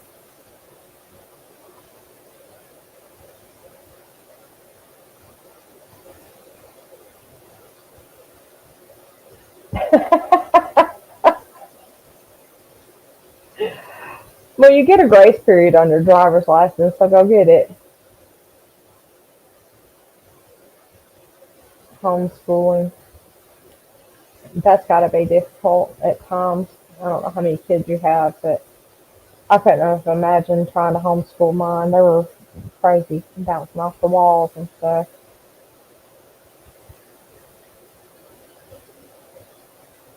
I'm doing it, Ricky. This is my second class, and I did the first one was what was that? Professional skills. And I'm gonna tell you, they made me do all kinds of image stuff on Creative Cloud and all kind of stuff I've never done before. And I'm sitting there looking at it cross-eyed, and I'm like, how in the world am I supposed to do this stuff? The good thing is I can create. Um, so I managed to figure it all out and get my grades in. I did make an A in the class, so I'm proud of myself. And I did set up a GoFundMe for my college fund because I do have student loans and I do have classes I have to pay out of pocket because my student loans will not cover everything. So, of course, I said I wasn't going to mention that in the live stream, and I hadn't until now. Oops. Two different. It's only two. That's not bad. Heathens. They can't be no worse than mine, let me tell you. One of my children was, what, 4 years old and fell backwards off the couch and put a hole in my freaking wall and got up and was laughing the whole time. You cannot get no worse than that. And they're girls. Now, I could probably understand it if they were boys, but they were not. They're not. They're girls. But they were rough and tumble, always with skint knees, and they're girly girls. I don't know how in the world I managed that. The socialite. But they don't have fish tanks, so. It's on the GoFundMe page. I don't. I haven't even really shared that thing. I put it on my Facebook and then I'll just left it alone. Let me see if I can find it.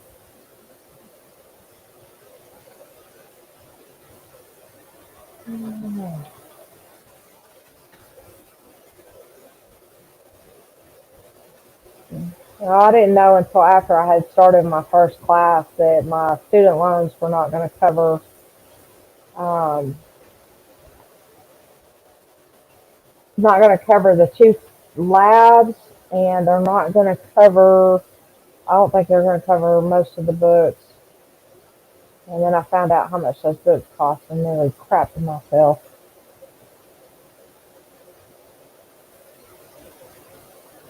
That was the reason I set up the GoFundMe. It's not for a whole lot. I'm not expecting people to pay all of my schooling. I'm going to pay most of it myself. Give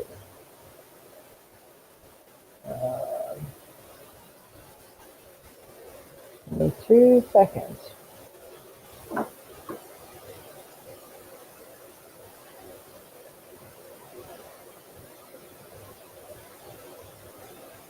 Uh, this one. There we go.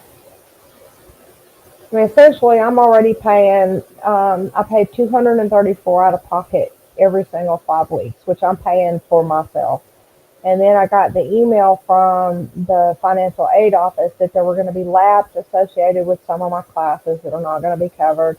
And then most semesters, my books were not going to be covered. So on top of the 235 every 5 weeks, I've got to pay for books, some of them, and I've got to pay for classes. So that just became a little bit more difficult. So then, honestly, I have not really ever asked anybody to donate money to me. I did the fundraiser for the foundation. I still have that money, some of that money sitting. I did get the website set up, and I'm going to use that money to continue to have the website. But and I told everybody else that's indefinitely on hold until I can get the scientific community involved because they're going to know better how this needs to be set up. And right now, I can't get anybody to show any interest. So I'm going to leave that on hold. I'm just going to pay for the website and keep the website going. But for right now, that's on the side burner. It's not coming back anytime soon. But I'm not comfortable asking people for money. That's the reason I wasn't going to mention it in the live stream, and then I opened my mouth and it came out. But if you guys feel like sharing it, you can share it. Um, that's fine. It has in there exactly what the money's going for. I've got an account set up at the bank that's separate from everything else that's going into for my college. And I've already put some in there, so I just didn't realize that it was going to be that much. When I was in school before, I had a Pell Grant, and it covered everything.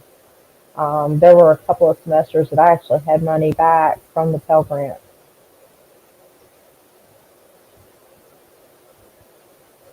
I know they do. I just feel, I don't know, uncomfortable. Not uncomfortable is not the word. I feel guilty, asking for help for something that other people pay for themselves. You know what I mean?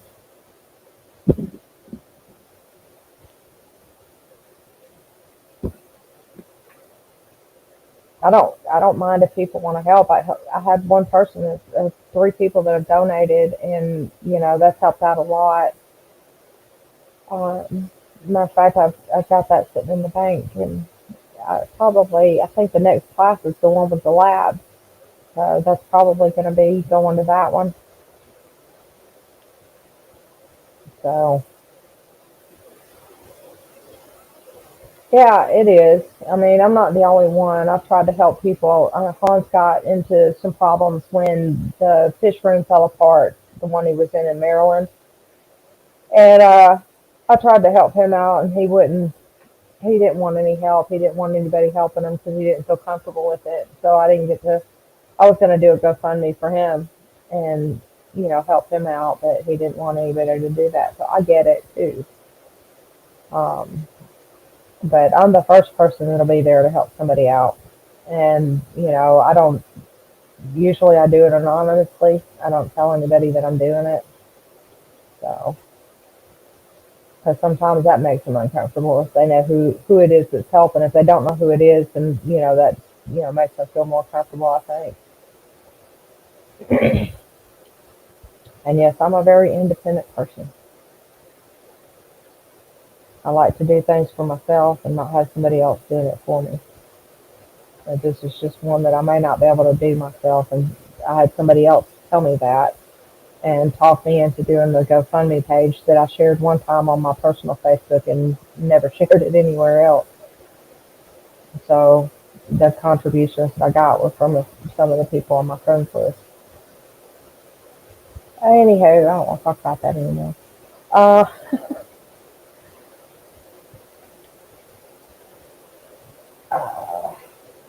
the fish are doing good. I don't have any sick fish. I don't have anything going on, which is a good thing. Uh, I did find out what causes head standing in discus, or at least two of the things that can cause head standing in discus. One is not really curable. The other one is if it's caught soon enough. But you do have to go to a veterinarian to figure out which one it is. So that's something that people need to start looking at, is finding a veterinarian in their area that works with fish. They generally do not charge as much to look at your fish. Um, I've been going to the mountain clinic for animals in Chattanooga. The veterinarian there is the veterinarian on staff at the Tennessee Aquarium. He does not charge a whole lot. I mean, they're obviously going to charge you something. Um, and that makes it hard for people with a $2 fish to go and, pay $100 or $50 to get a diagnosis. But if you're losing tanks and tanks of fish for no reason, you don't have any idea what's going on, then you might want to take that $2 fish and go find out what's going on in your tanks before it wipes them all out. And that can happen. If you think it can't, you're wrong. Um, and I'll tell you why. When I took mine, I had two head standers that we were trying to get diagnosed and we were trying to get treated. And I took them in a cooler with a battery powered bubbler. I had a hole cut in the top of the cooler, bubbler her in, and drove them up there to Chattanooga. It's about an hour, 15 minutes hour and 20 minutes. And they did x-rays and found that the swim bladder was swollen, which is a sign of a bacterial infection. Unfortunately, these fish had been headstanding for quite some time, and the medications that we used were unable to make them correct or make to correct the issue. And I did about a month later ended up euthanizing them. So um, it's hard, especially when you don't know what's going on. And in that particular case, it ended up being bacterial, which, as I said earlier, with an 8.5 pH, that's something that's a constant battle to keep in check. You need to keep your bacteria numbers low. The best way to do that is to have a bare tank, which, most of my discus, or all of my discus, are in bare tanks. Not all of my tanks are bare, but all of the discus tanks are, if they're just too expensive to be dying off from bacterial infection. And we did that after we lost, as our discus tank was planted when we first started it here in this water system. It was planted, and we ended up losing fish to Aeromonas bacteria, and we decided to go without the plants, without the sand, without places for bacteria to hide and colonize. So that's the reason you see all bare tanks. Even though people tell me that I hate planted aquariums because I don't have plants in my discus tank. And it's not true. I don't like to see juvenile planted aquarium for the reasons that we talked about earlier, but I don't see anything wrong with a planted discus tank if you can maintain it with a low bacteria count.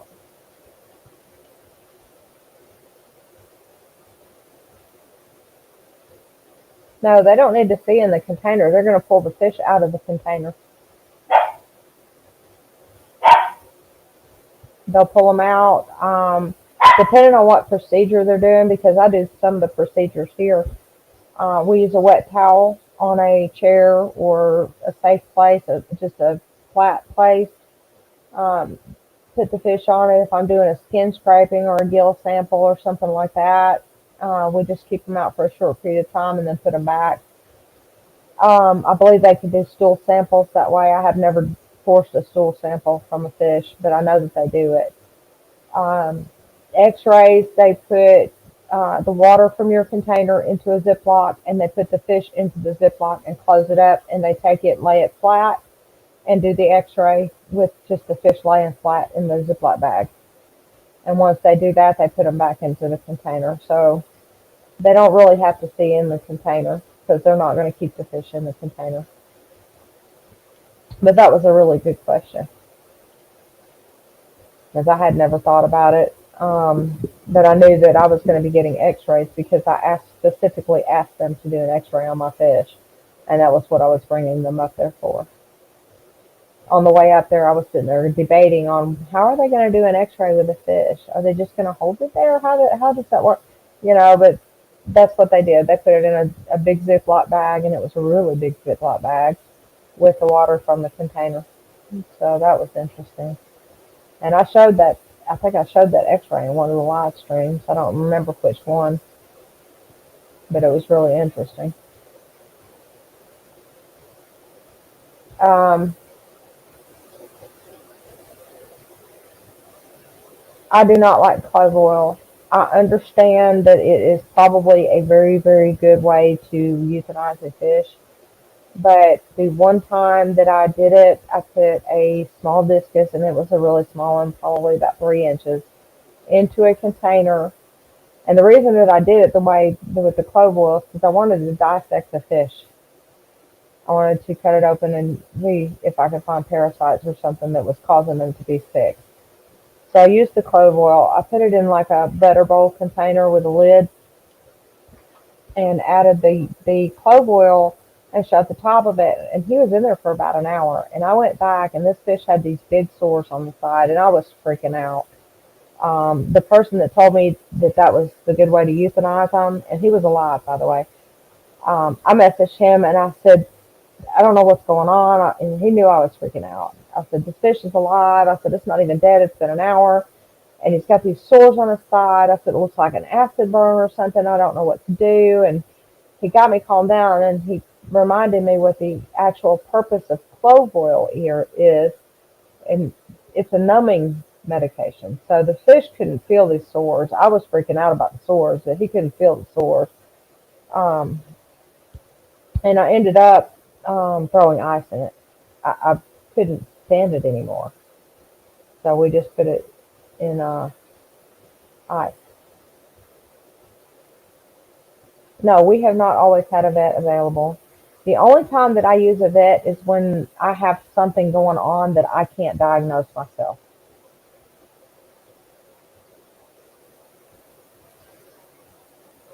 That's the only time.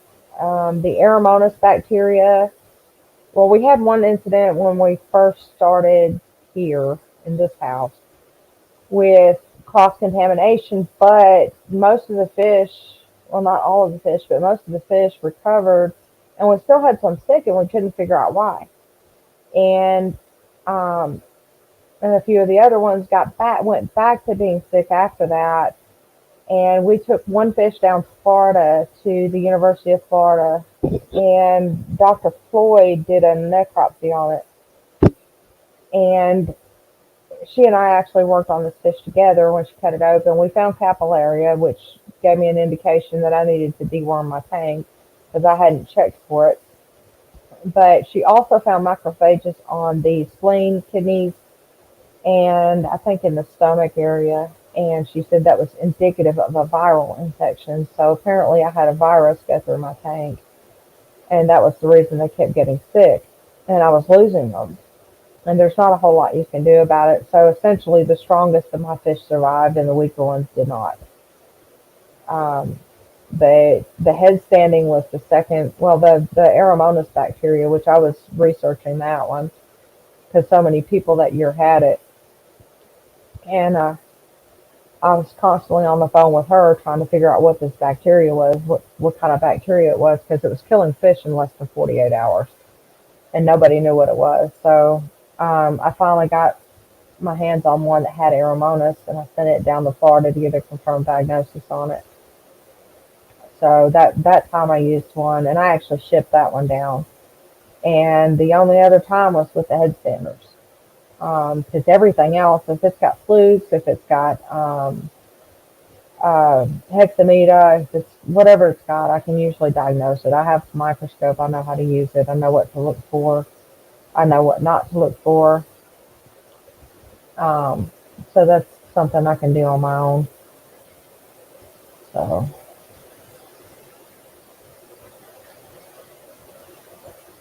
and no, I will not use clove oil. I use ice water. I only did that clove oil that one time because I thought everybody kept saying it was quick and it was easy and the fish don't feel it. But it freaked me out too bad, so I won't use it again. I'll just use ice water. They go immediately into shock and they don't feel anything after that because of the temperature shock.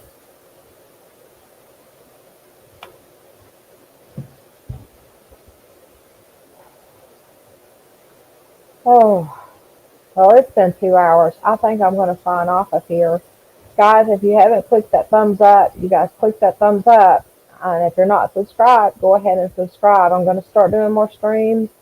I'm going to have more guests on. I've got a few of them that I'm talking to. I know Sheller Aquatics is talking about coming on when he gets this stuff finished.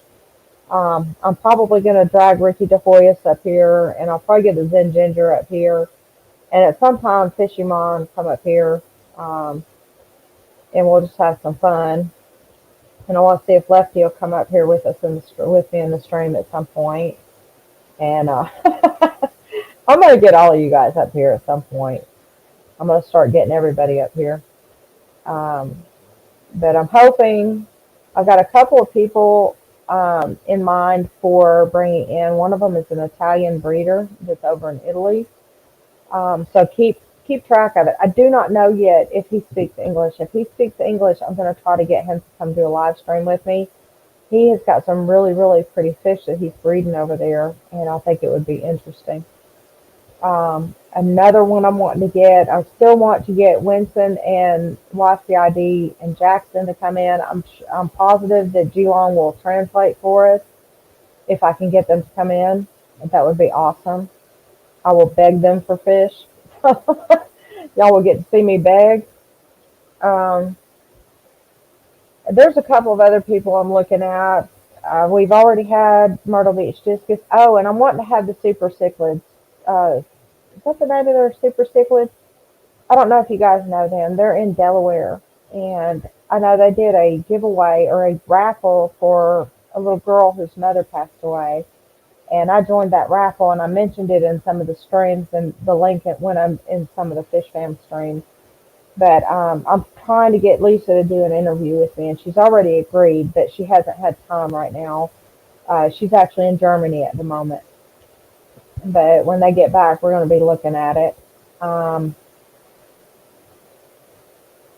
I would love to have Lisa on the stream. I would absolutely love it. Um, I love watching their shows. Like I said, I haven't been able to actually watch any too many shows. I do turn YouTube on and I put it on silent during some of you guys' streams. So some of the streams I'm on there, I just am not saying anything. And I'm always clicking that thumbs up button, you know it, before I even come in. But I would absolutely love to have Lisa on here. I would love to see her discus tank. I would love to just, have a girl talk with her over the discus and everything, what she likes best and what I like best and all of that. So I think that would be wonderful. If you guys can put in a word for me. I know she was bad with poison ivy this weekend. I'm hoping she got over that and is feeling better. Anywho, guys, I am off here and we will see y'all next time. Let Lisa know I'm wanting to do a stream with her. And you have a good rest of your weekend and we'll see y'all next time. Bye, y'all.